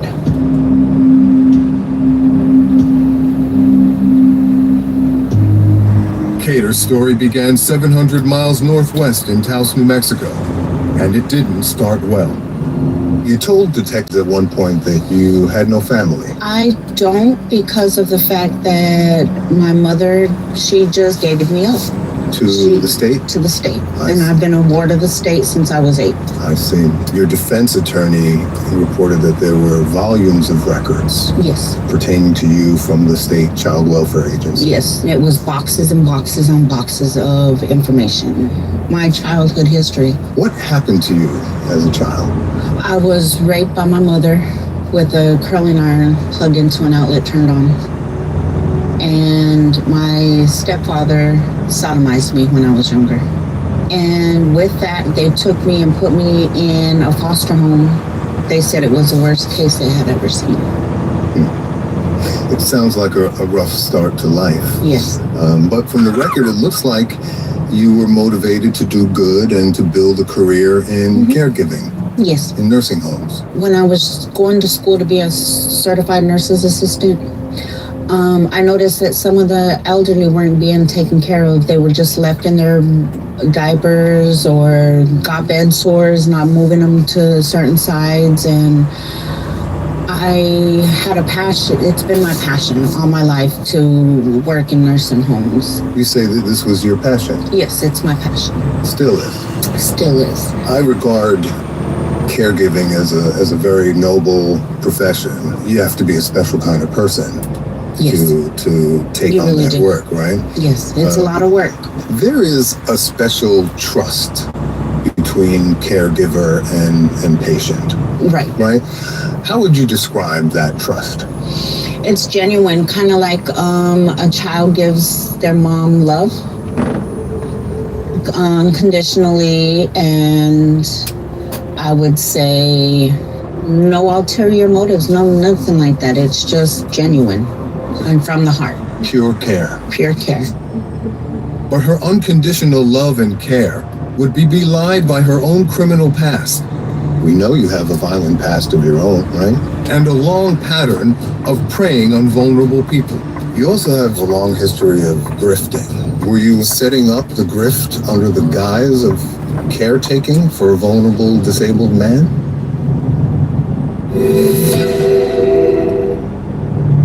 Alicia Cater had been pursuing a noble career in caregiving, but she seemed to find trouble with the law at every turn.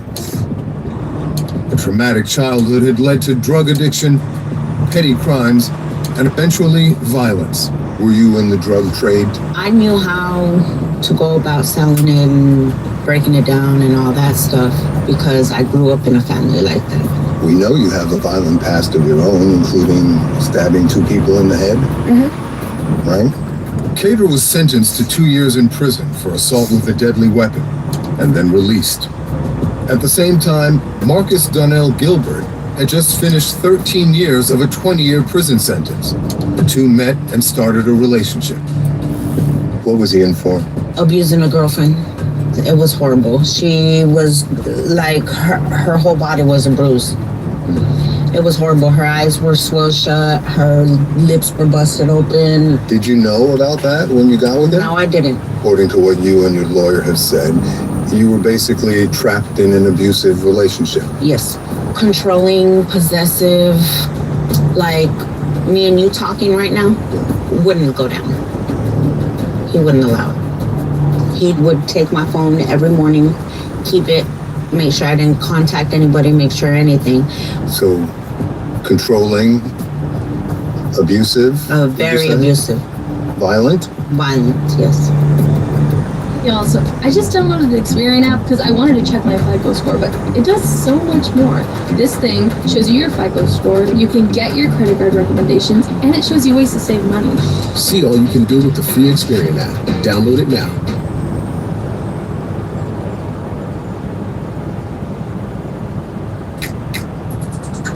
Hey you! Relax! Domino's large one-topping pizzas are just $7.99 when you carry out. But don't act now! This deal's here through this time next year, at least. So take the scenic route on down to... Violent? Violent, yes. But in the fall of 2017, Alicia Cater got an opportunity to get away from Gilbert and get back to a life of purpose. You get a good job offer to take care of an severely disabled man, 65 years old, wheelchair bound, right? Bedridden. Diabetic. And he would allow you to live in his apartment rent free, and you would take care of him day and night. Mm-hmm. Was that the deal, basically? Yes, it was. Mr. Fernandez needed round-the-clock care? Yes, he did. Mm-hmm. And you needed a place to stay? Yes. Seems like a good match, right? Mm-hmm. 65-year-old John Fernandez was wheelchair-bound and feeble. He needed help to get in and out of bed and to the bathroom. But those who knew him say he always had a certain spirit about him. Every day whenever I was walking up, he'd be sitting about where I am, and he'd greet me before I even made it up to him. He'd say, "Hello, beautiful. How are you doing today?" And we'd chit-chat about how our days were going. Postal worker Lindsay Miller had worked this route for years and says Fernandez brought a little cheer to the hard-scrabble streets of Baytown, Texas. I look very forward to seeing John every day. He knew how to make someone smile, for sure. He'd crack jokes and everything else.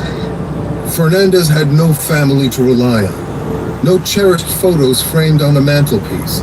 In fact, he was so isolated and alone that we could not find a single image of him. So we asked Miller to sit down with sketch artist Lois Gibson to help create a portrait of the kind and gentle man she remembers. Was he white, black, Mexican, Chinese? He was Hispanic. Hispanic? Okay. And how old do you think? Just ballpark it. What does he look like? Around 60. Okay, 60. And he was fat, skinny, or average, or muscular? He was probably between skinny and average. Got that. And you don't have to know exact height, but was he short or tall, or do you know if he was 6 foot? I have no idea. He was in a wheelchair. Okay, there we go. He never stood. He was so trusting. He trusted everyone, which was probably one of his downfalls. I mean, he thought everybody was a friend. And that's not the case, obviously. Fernandez survived off the kindness of neighbors and his monthly Social Security income. He couldn't pay for home care, so he needed somebody who would care for him in exchange for housing. Someone he could trust. You weren't getting paid. No. Right? So I did it all out of the kindness of my heart. you really did. Yes, I did. He would allow you to live in his apartment rent-free, and you would take care of him day and night. Mm-hmm. Was that the deal, basically? Yes, it was.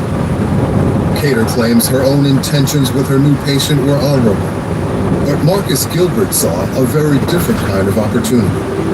While you were there taking care of John, it sounds like Marcus was scheming to take advantage. My name's Mark. He was trying to scheme to get his SSI benefits, Right. I guess you could say. Get a PIN number, get a card, this, that, and the other. When you realized he was after the old man's disability checks, what did you do? Or were you in on that too? I never came up with the idea to go in with him on taking the SSI money or the card or none of that. That was solely on him because he was trying to hit a lick, so he called. He was trying to Hit a lick. What does that mean? So he's trying to come up with some quick money so he can do drugs. Within weeks, Gilbert had taken John Fernandez's ATM card, but still needed his PIN number to steal his Social Security payments. Fernandez found himself locked inside his bedroom with Marcus Gilbert and a third accomplice refusing to give them the PIN number. Christmas Eve, right? Yes. The shakedown of John escalates with a violent effort to intimidate him into giving up the PIN number. Yes. You told police Fernandez was laying on the bed, scared, curled up, crying, begging, asking Gilbert to leave him alone. Yes. I remember that. Is that what you witnessed? Yes. I remember that like it was yesterday. When that went down, Alicia, were you helping them or were you helping John? I was trying to figure out how to help John without dying myself. You were afraid for your own safety. I was in fear of both of our safeties, mine and John's, because I didn't know what Marcus was capable of. All this led to Christmas Day 2017. Fernandez would make one final appeal to his caregiver for protection, but it would fall on deaf ears. Even when he directly appealed to you for help on Christmas morning, he said, "I'm terrified. I think he's going to do something to me. He's going to hurt me. Please don't allow him to hurt me." You remember that? Yes, and that's when I was looking for a phone to call his parole officer and I couldn't find one. Christmas 2000. As you can recall, Alicia, tell me what happened.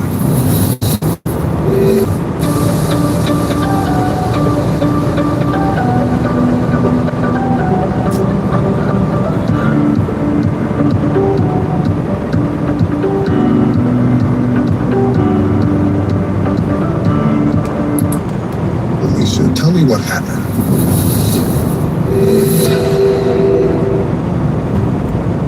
It's Christmas Day in Texas. Family and friends are gathering to open presents and drink egg. But a very different scene is playing out in John Fernandez's home. Marcus Gilbert, high on meth, is about to take his threats to the next level. Alicia Cater claims that at the time, she was scared for her own life. But is that really the whole truth? In as much detail as you can recall, Alicia, tell me what happened that night. Well, Marcus went into the bedroom, had me go in there with him, and said, "If you don't give me the PIN number, then he said, I'm gonna kill you." Did you try and get John to just give him the PIN number? It's more important that you stay alive? Well, John wasn't listening to anybody. That number was gonna go with him to his death. I see. Marcus, his eyes were black, he looked demonic. Something came over him and he grabbed a hold of John and shook him a little bit and told him, "Give me the PIN number." And he wouldn't do it. He wouldn't give up that number for nothing. John is terrified. He knows now. He already knows what's going to happen. What's going to happen. I'm at the foot of the bed and he had thrown him on the floor, kicked him in the head. He grabs the medical gloves, puts them on, grabs the extension cord, cuts it from his electric chair, and ties his feet up with it. And then he bounds his hands, shoves the bed pad in his mouth, duct tapes his mouth shut and his eyes shut. Puts him underneath the bed, covers his feet up with a laundry basket and blankets, gets out and padlocks the door. You tell investigators that Gilbert told you to do nothing and just watch, right? To which you said, what? According to you telling the police, you said, okay. That makes it sound like you stood by and did nothing to help the man that you were caring for as your patient. Right. Did you ever go in and try and calm Marcus down or There was no calming him down. When he got his mind set on something, that's exactly how it was going to roll. Fernandez was dead, or so they thought. But then a half hour later, while cleaning up the crime scene, Gilbert and Cater hear muffled sounds from John's bedroom. So you suddenly hear a noise from John. Now you guys know he's not dead, right? He's in there fighting for his life, trying to get the tape off, trying to breathe. He unlocked the padlock. He said, "He's trying to get out. He's trying to get out." And I said, "Well, let him get out."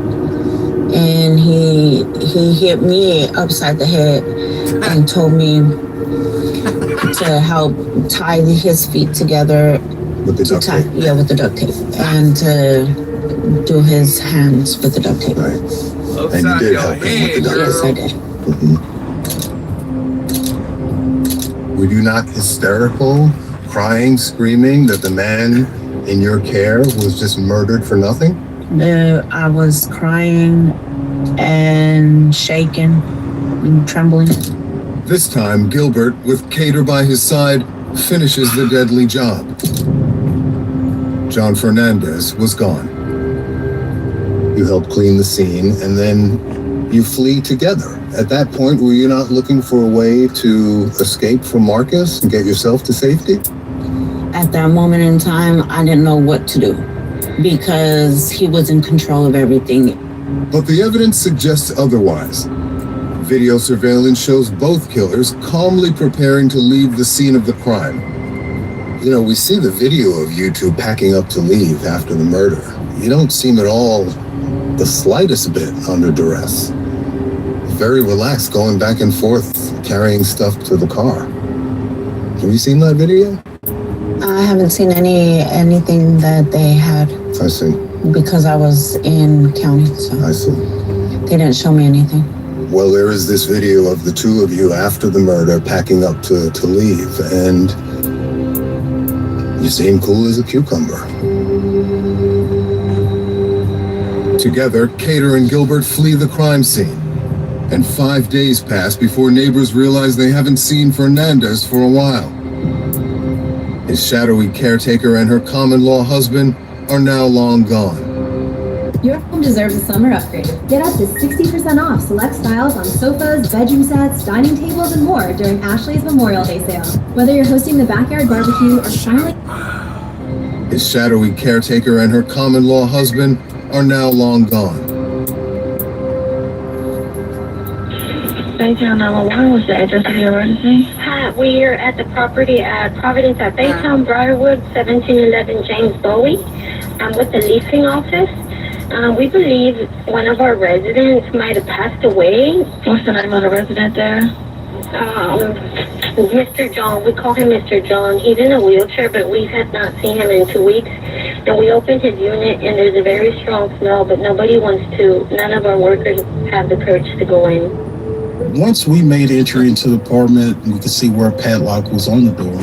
We observed 2 mattresses that was pulled back, and Mr. Fernandez's body was found next to a bed. Sergeant Craig Green from the Baytown Police Department was a lead detective on the case. We could observe that his hands and feet were tied by cords, and also his face, his eyes, his nose, his mouth were duct taped. When I got here to deliver the mail, the day they found him, the cops were here.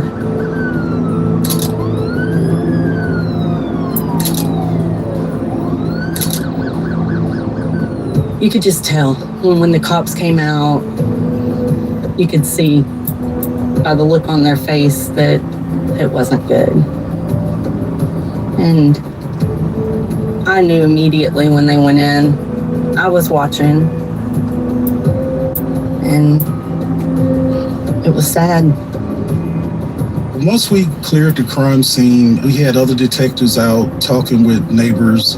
One of the neighbors said a black male and a Hispanic female was seen in and out of Mr. Fernandez's apartment. Police soon identified the 2 suspects as Gilbert and Cater. Speaking with those neighbors further, they gave us a nickname of Skunk. One of our detectives started researching the name Skunk, and in our system found Marcus Gilbert by that nickname. We continued the investigation and learned that Alicia Keeter was an acquaintance of Mr. Gilbert. So at that point, they became persons of interest. But by then, the 2 fugitives were on the run. We kept getting from informants that they see them in different locations. By the time we get there, they were gone.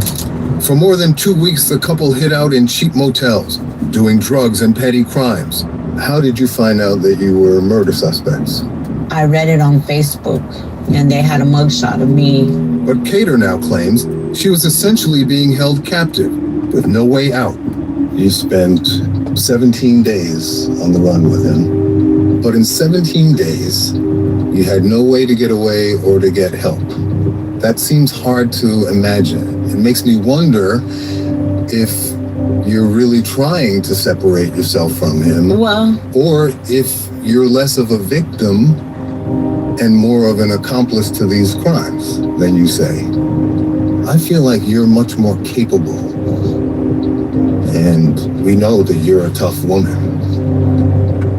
I feel like you could have found a way to get to help if you really wanted to. I can see how that looks. But when you're in a situation when you have your hands tied, where you can't get a hold of anything and every move is constructed by somebody, what are you supposed to do? Finally, the police caught up with the suspects at a roadside motel and placed them under arrest. You later said that Marcus had beaten you shortly before the police arrived, and that you wished that they had gotten there sooner. Right? You must have had a sense of relief, if not rescue, at that point? Yes, and I was scared at the same time not to move or to breathe because I had guns at my head. Sure, but at least you were being removed from the clutches of this madman, right? Yes. All along to interrogate her. I watched the 2.5-hour police interrogation of you. You don't look at all like a woman who's just been saved from a sadistic killer. How do you explain that? Are you really the victim of domestic abuse or a dangerous sociopath?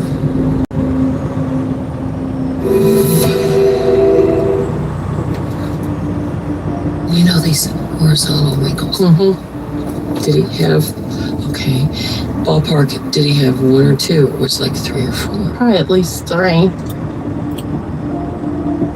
When you see our new lower prices, you'll be shocked. Sir? Let's get you over to checkout. I know, At least 3. The death of 65-year-old John Fernandez left almost no trace and not a single image of the kind-hearted disabled gentleman. His former caretaker, Alicia Cater, was living with him at the time and implicated in his murder, along with her then partner, Marcus Gilbert.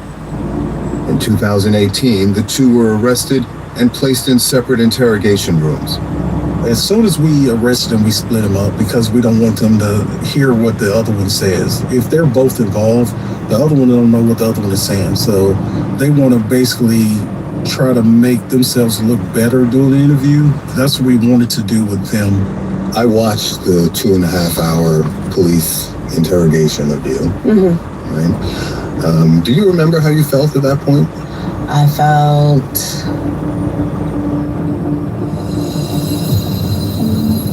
lost and distraught. You don't look at all like a woman who's just been saved from a sadistic killer. You don't look particularly distressed or even worried. At the beginning, you're in the room by yourself. You know, they do that on purpose to watch and see how you react, right?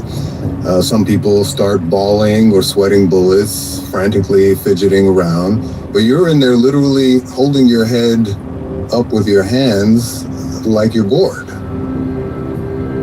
Here you are, suspect in a murder case, and you look as cool as a cucumber. How do you explain that? You can't. You're looking more like a hardened criminal who doesn't really care than a woman who's just been saved from a madman. You're constantly yawning. What was that about? Is that a nervous reaction or just whatever attitude? Nervous. Initially, when she first came in, she was very defiant. She was like not a care in the world. She was as if we was wasting her time. Yeah?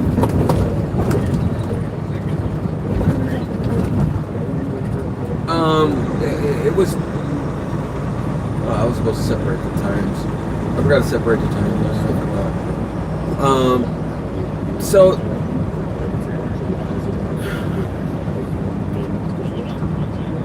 No, so this is what we did. We went to go pick up their empty trailer to the yard, empty to Inglewood. We loaded their counterweights And we were supposed to take those counterweights back to the yard, but they saw that I had a cut frame and they asked to hook up to the lowboy.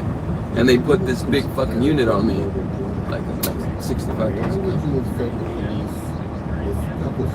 Correct. Lowboy.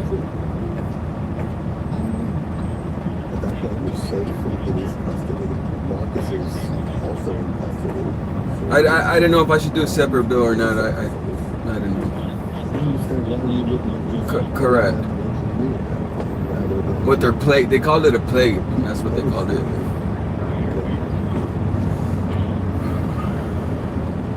Plate on the lowboy.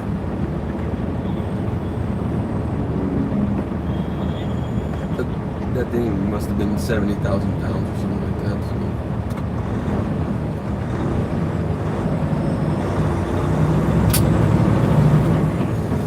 All right, I'm about an hour and a half away from Albert with the reels already. Just wanted to let you know.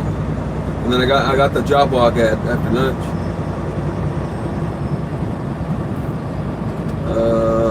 For the deal for Monday, I think. He said he's gonna confirm with the cream down right there by downtown LA, so 10 minutes away from there. Uh-oh. All right.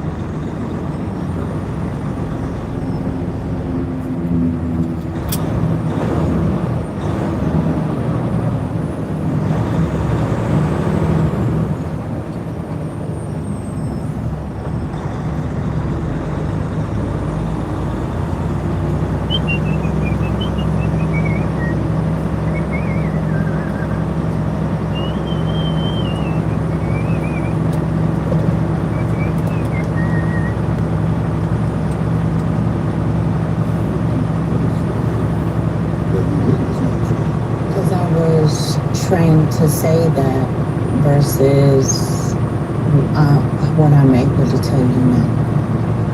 Trained by Marcus to say what I needed to say. You even laugh when you're telling investigators, we sell drugs, we don't kill people. Lee. Do you remember that? We don't kill people, we sell drugs. That's why I don't understand.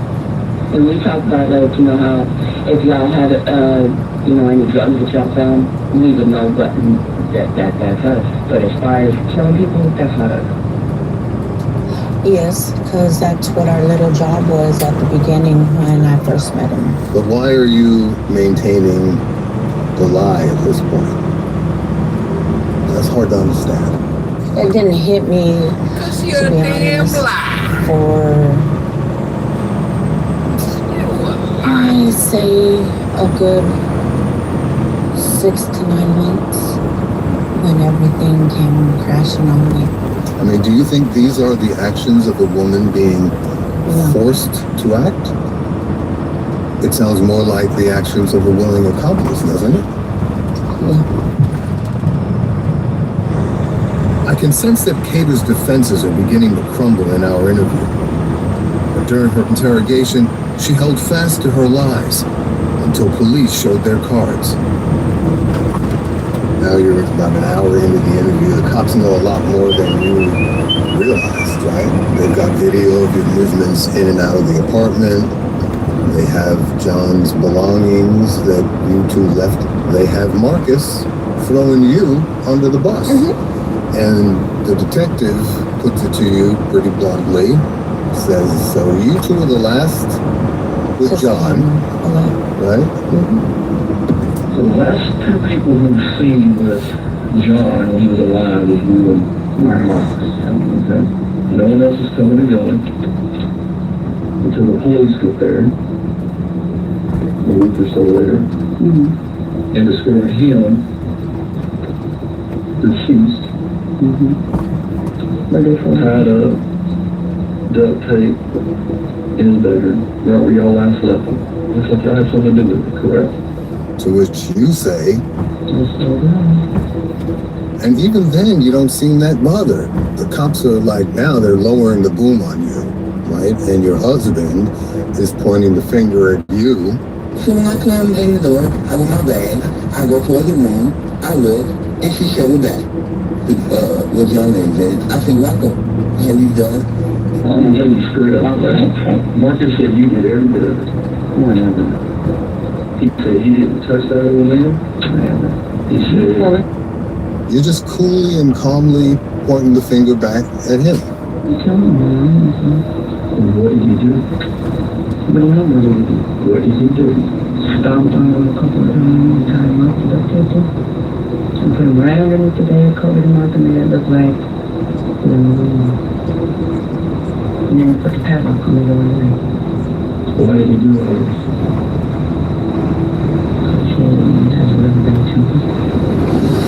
You go on lying about your role. They ask you, did you help tie up John? No, I didn't. Did you help tie John up? No, I didn't. Did you help duct tape him? No, I didn't. You helped duct tape him? Those were lies, right? Yes. Eventually you admit that you did help with the duct tape, and you admitted that you did go into the room where John was being tortured to talk to him. Mm-hmm. The only time he wanted me to help him was when he was laying on the bed the first time he tried to duct tape him. He said, get the duct tape. I grabbed the duct tape. Can you account for these contradictions, Lisa?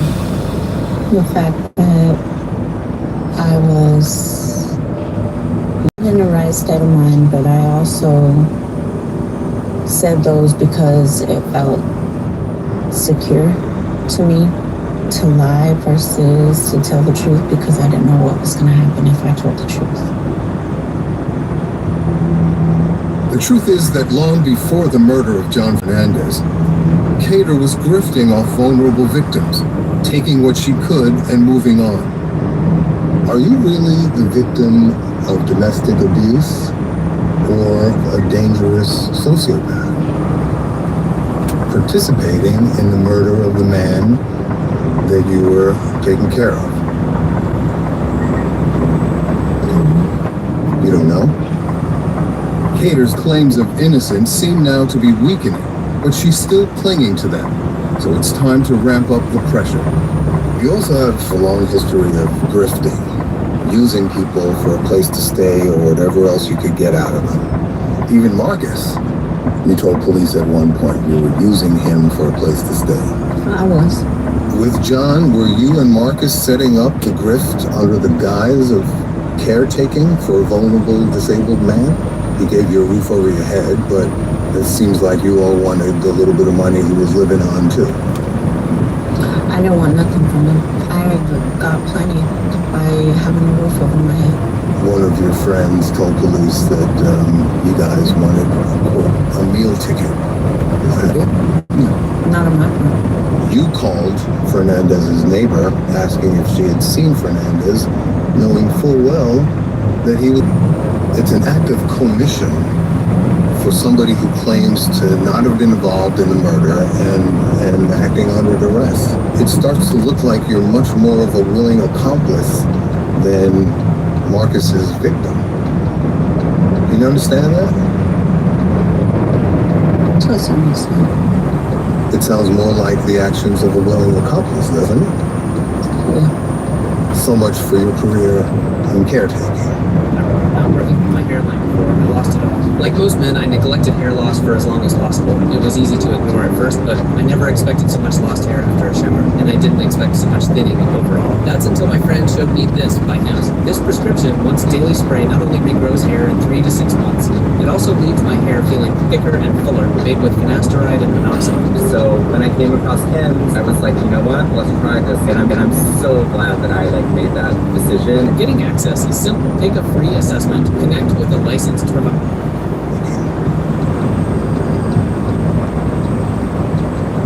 When she was saying everything that DeMarcus Gilbert did, she would not look at us. When someone is telling the truth, they're looking you eye to eye and want you to know that they're telling the truth. And a lot of times when somebody's not telling the truth, they would not make eye contact. She had all the signs of not telling the truth. For your role, or if this was just another attempt to convince me, and maybe herself, that she was a victim and was dealt an unfair hand. Do you think you got a fair sentence? I don't think I did. The biggest surprise of the interview was about to unfold.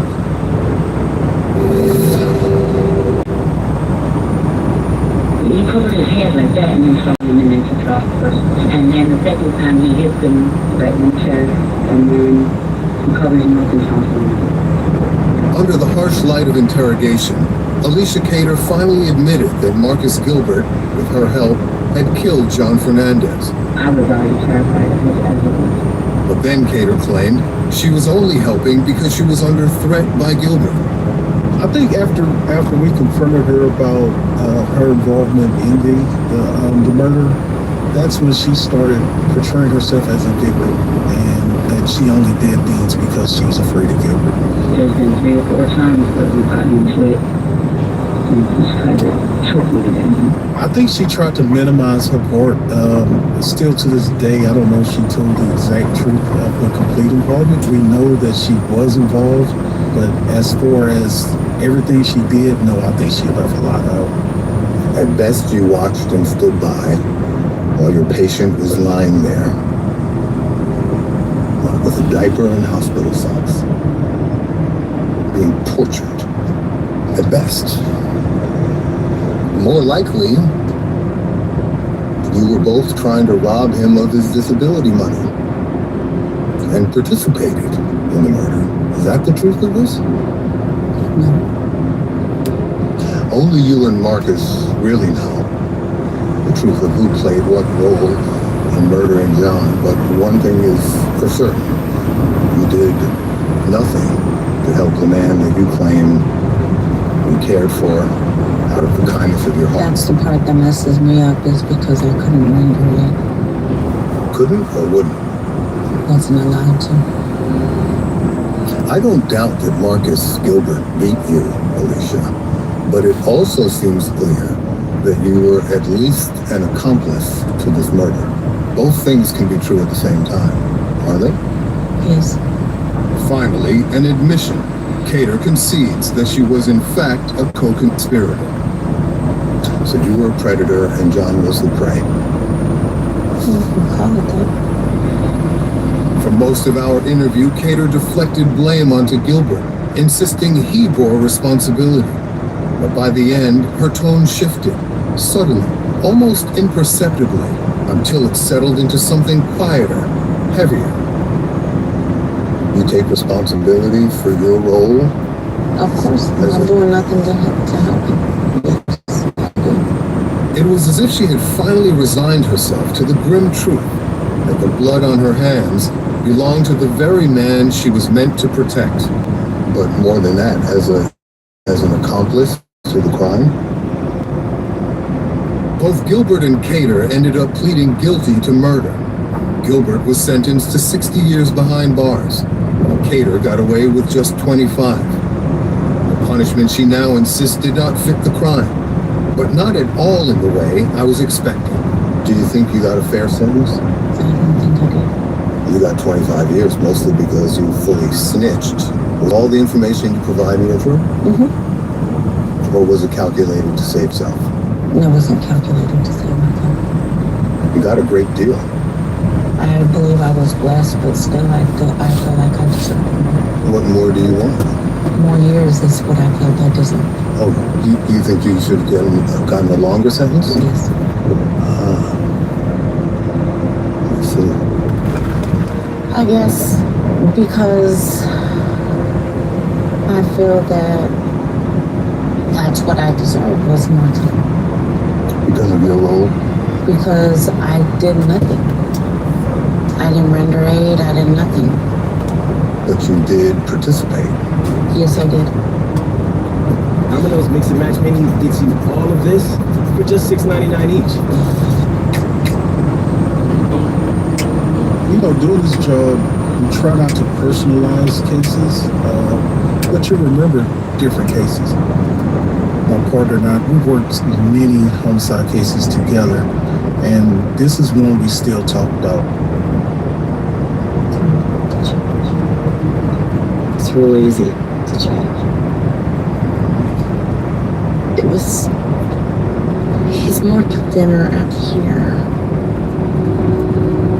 Mail carrier Lindsay Miller saw John Fernandez nearly every day on her route. Now she sat quietly as the friend she once knew took shape again. line by line, each stroke a tribute, gently restoring his presence to the world. Can you make him scruffy looking? Oh, yeah, I can do that. I think maybe if he had that, it would look more like him. It's crazy how close it looks to what I remember him as. I can just picture him in his chair as I'm walking up. It's crazy. And to know that there's no real pictures of him, it's heartbreaking. I hope people can tell that it's him.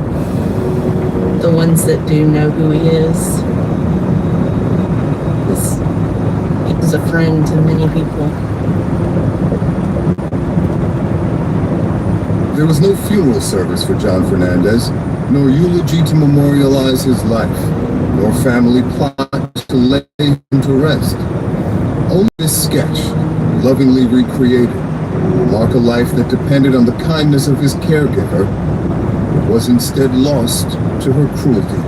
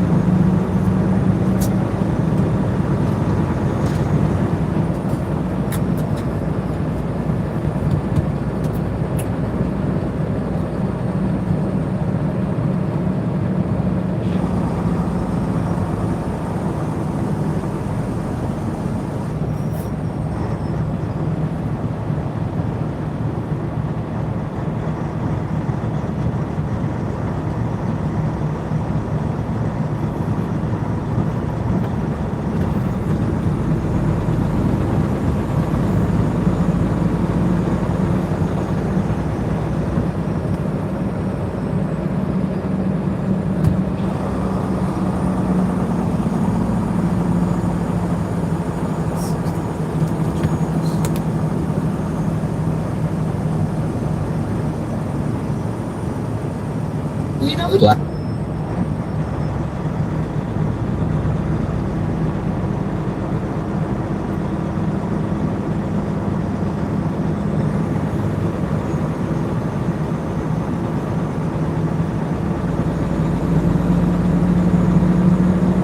Here's how to reach 4,000 hours of watch time on YouTube. First, to apply for YouTube monetization through the YouTube Partner Program, you need two things. You'll need at least 1,000 subscribers and 4,000 valid public watch hours in the last 12 months. That watch time is what proves people are actually watching your content, not just clicking and leaving. But you don't need viral videos, you just need math. 4,000 hours equals 240,000 minutes of watch time. And the easiest way to estimate how many views you need is by looking at your average view duration. To find that, open YouTube Studio, click Analytics, then go to Content, and look for Average View Duration. That number tells you how many minutes the average viewer watches per view. Once you have that, the rest is simple. If each view gives you about 2 minutes watched, you'll need around 120,000 views total. If your average view is 5 minutes, you only need 48,000 views. At 10 minutes per view, that drops to 24,000 views. And if you're averaging 20 minutes per watched video, you only need 12,000 views to hit monetization. Here's how to reach 4,000 hours of watch time on YouTube. First, to apply for YouTube monetization through the YouTube Partner Program, YouTube talks about watch hours when it comes to monetization, but what does it actually mean? Basically, it's the amount of time your videos are watched by viewers, and it is the literal time they watch a video, not the full length of a video. The watch hours need to be public too to count, so don't unlist or private videos, and these watch hours don't count either. YouTube only counts watch hours from the last 12 months too. This basically means whatever today's date is, all watch time earned over the last year from today's date will count. That doesn't mean that a video published years ago doesn't count. It just means all the watch time from that video over the last year counts. And remember, you need 3,000 watch hours to unlock fan funding monetization, 4,000 watch hours to unlock ad revenue monetization. Good luck. YouTube talks about watch hours when all watch time earned over the last year from today's date will count. That doesn't mean that a video published years ago doesn't count. It just means all the watch time from that video over the last year counts. And remember, you need 3,000 watch hours to unlock fan funding monetization, 4,000 watch hours to unlock ad revenue monetization. Good luck. YouTube talks about watch hours when it comes to monetization, but what does it actually mean? Basically, it's the amount of time your videos are watched by viewers, and it is the literal time they watch a video, not the full length of a video.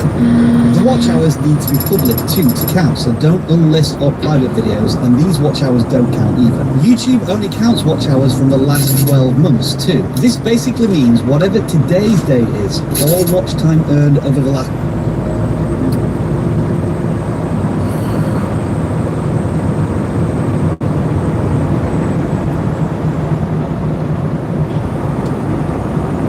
Sealskin covers are 100% worth it. This is the sealskin car cover. The easiest way that I've been able to Struggling to get to 4,000. Maybe you have already reached 1,000 subscribers, but reaching that 4,000 watch hours is now the hard part for you. Well, you're not alone, because that is the hardest part of reaching monetization. Getting to the 4,000 watch hours within that 12-month period that YouTube requires you to reach that before you get monetized. But what if I told you in this video, you can reach 4,000 watch hours very fast without going viral and without having to post every single day, which is just some of the advice that I've been seeing on YouTube going around, or posting 2 or 3 times a week. And for people like myself who have 4 kids who don't have time, that is really unsustainable. But I am going to show you how you can optimize your videos for watch time and really maximize every single viewer that comes to your channel in order to get to 4,000 watch hours fast. Hello and welcome to Elevate with Tate. I am so happy that you're here. We're going to get you to your 4,000 watch hours really fast. I'm going to talk about 5 strategies that you need to start employing in your videos right now to get to those 4,000 watch hours fast. The first 4 are probably maybe some of them you may have heard, but the 5th one I haven't heard anyone talk about this on YouTube. So be sure to stay tuned for that very last one, because that is a gem that is going to get you to that 4,000 watch hours fast. Now, before I get into these 5 strategies, let's help small YouTubers grow. Let's help each other grow. This is something I did on my previous video, and we had thousands of people helping each other grow. I want you to go down into the comments. I want you to comment what your channel is all about, and then I want you to find some people whose channels interest you and follow them, subscribe to their channel, watch a couple of their videos, comment, engage, and let's help each other grow. So the first strategy that you want to employ in your videos is to structure your videos. So obviously you want to hook people into your videos. The minute they click on your video, within the first 10 seconds, you should be able to hook them into your videos so that they know they're in the right place. So you don't want to start your videos rambling on about, hi, how are you? This is what I did in my day. You want to get straight to the point from what you said in your thumbnail and what you said in your title. So you want to be able to hook people into your videos. And then once you've done your hook, you want to structure your video in a way that gives them a roadmap to where the video is going to go. So in the beginning of your video, you want to tell them that you have 3 steps, or you have 3 strategies, or you have 4 strategies. Whatever it is, you want to create a certain roadmap that gives them an idea of where your video is going. It's going to make them more likely to watch your video to the end, because they have the vision of where. Did you write this? Give your loved ones something they'll never forget. Reaching your first 4,000 hours of watch time is easy, and in this video, I'm going to prove it to you. Now, it took me just 21 days to hit monetization on this account, and I also have 2 other accounts with over 400,000 subscribers. So trust me when I say I know what I'm talking about. Now, the crazy thing is, only 3% of 114 million YouTubers ever hit monetization. So if you're not there yet, don't worry. You will be once you apply everything I'm about to teach you in this video. Alright, so firstly, how many views do you actually need to get to hit 4,000 watch hours? Well, that totally depends on how long each viewer stays watching for. But to simplify it and make it easy to understand, I've made this graph. So let's say, on average, you make videos that are around 10 minutes long. So how many views would you need to hit 4,000 watch hours? Well, 4,000 hours is 240,000 minutes. That's how many minutes make up 4,000 hours, which is quite a lot.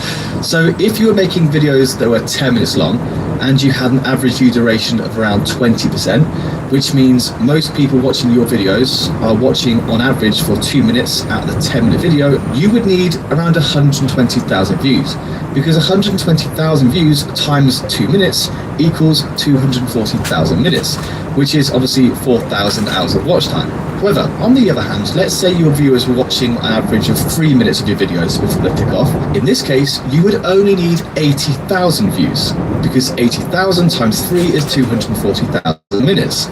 So to hit 4,000 watch hours quicker, you can either A, get loads more views, or B, try to improve your average view duration. So for the rest of this video, I'm going to give you 5 methods of how to do both of these. So method number 1 is to clip up your old long form videos into new viral shorts.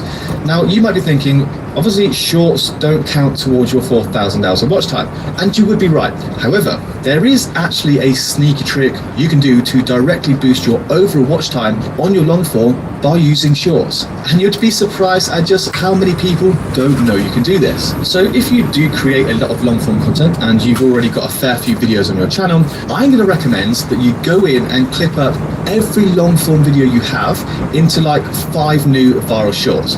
And you might be thinking, well, that's loads. How am I supposed to do that? Don't worry, because the cool thing here is you're not actually creating any more work for yourself, as these shorts will be directly taken from your long form videos. And by doing this, you can pump out loads of shorts that all directly relate to your long form content. And the tool I would use here is Nexus Clips. It's an AI tool that basically analyzes your video, picks out the best segments, and then creates up to 5 viral shorts from one single video. Now, I used it to repurpose all my horizontal travel videos into vertical shorts that I could instantly upload on the platform. Now, it also has features like facial recognition, and it can even add animated subtitles automatically.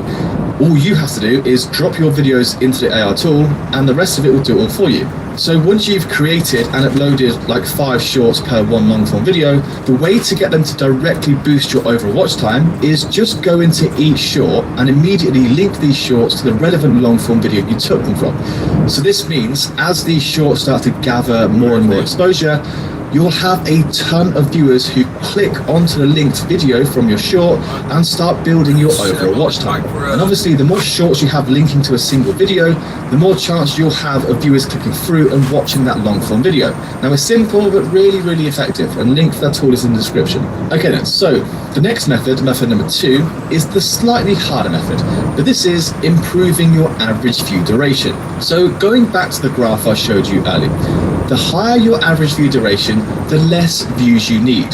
So really, the best way to reach 4,000 watch hours is actually to increase your average view duration. But this is often the hardest route as well. Because let's say, if you can improve your videos from a 20% average view duration to a 30% average view duration, this would mean you'd need 40,000 less views overall to hit that 4,000 hours of watch time, which is a lot of views. But now you might be asking, how do you improve average view duration?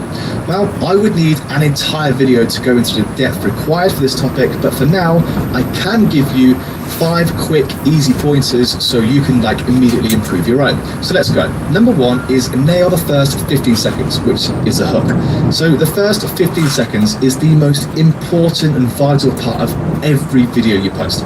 If you can't immediately hook the viewer and give them a reason to care, they'll bounce, which is why every single video will always see the biggest drop off of viewers within the first 15 seconds. So you need to open your video with a powerful hook that immediately teases the outcome, highlights the value you're delivering, or sparks curiosity that the viewer has to resolve. Just always avoid long intros and avoid any rambling, guys. Number 2 is use pattern interrupts to hold attention. Now, as humans, our brains crave novelty. So if your video just feels the same all the way through, like no edits, no B-roll or no camera angle changes, your viewers will just get bored and click off. That's where pattern interrupts come in. They are simple things like a quick change in camera angle, like a animated pop-up, like some B-roll, like a zoom, or some on-screen text. These subtle edits keep your video feeling alive, giving your viewer's brain just enough stimulation to stay engaged without feeling overwhelmed, and it can work wonders on your retention rate. Number 3, cut the fluff. Now, retention dies out when your pacing drags and just feels... Did you know that live streams can get you monetized on YouTube? Live streams are great for getting that 4,000 hours of watch time you need to get into the YouTube Partner Program. That's because the watch time you get from live streams actually counts towards your watch time hours needed for the YouTube Partner Program, unlike YouTube Shorts. No, instead for Shorts, you need 10 million views in the span of 90 days. So if you're struggling to reach monetization, did you know that live streams can get you YouTube live streaming tip? If you're interested in doing live streams on YouTube, you should absolutely be going live to 0 viewers. Plan out your live stream ahead of time, and then simply treat it like it's just a live video recording. If you give your stream a good title and a good thumbnail, it can get views long after it's done being a live stream. Let people know during the stream that you actually recorded this live, so that they know that you're starting to do these, and hopefully the next time you go live, they'll be there to join you. YouTube live streaming tip. If you're interested... Kyle from Upstation Chanel, part 309. This is how brands track their competitors online. With the addition of vertical live streaming,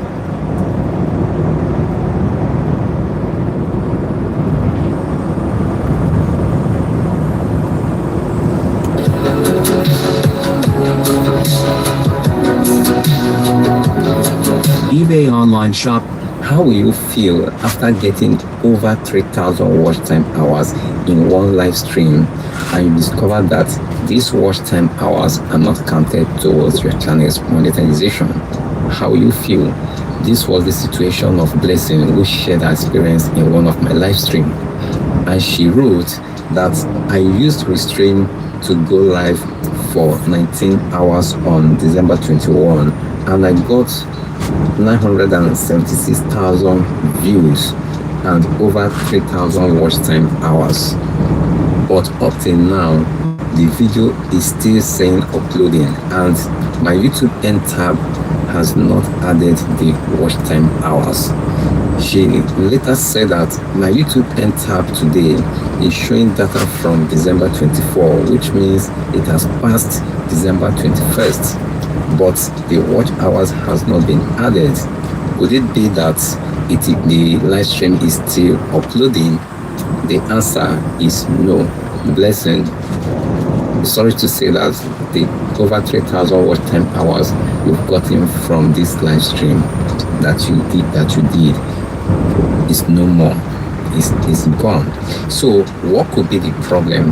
Now you need to understand, and that's why it's always good to also make reference, or you check out the YouTube community guidelines and other policies that surrounds or that is related to making content on YouTube.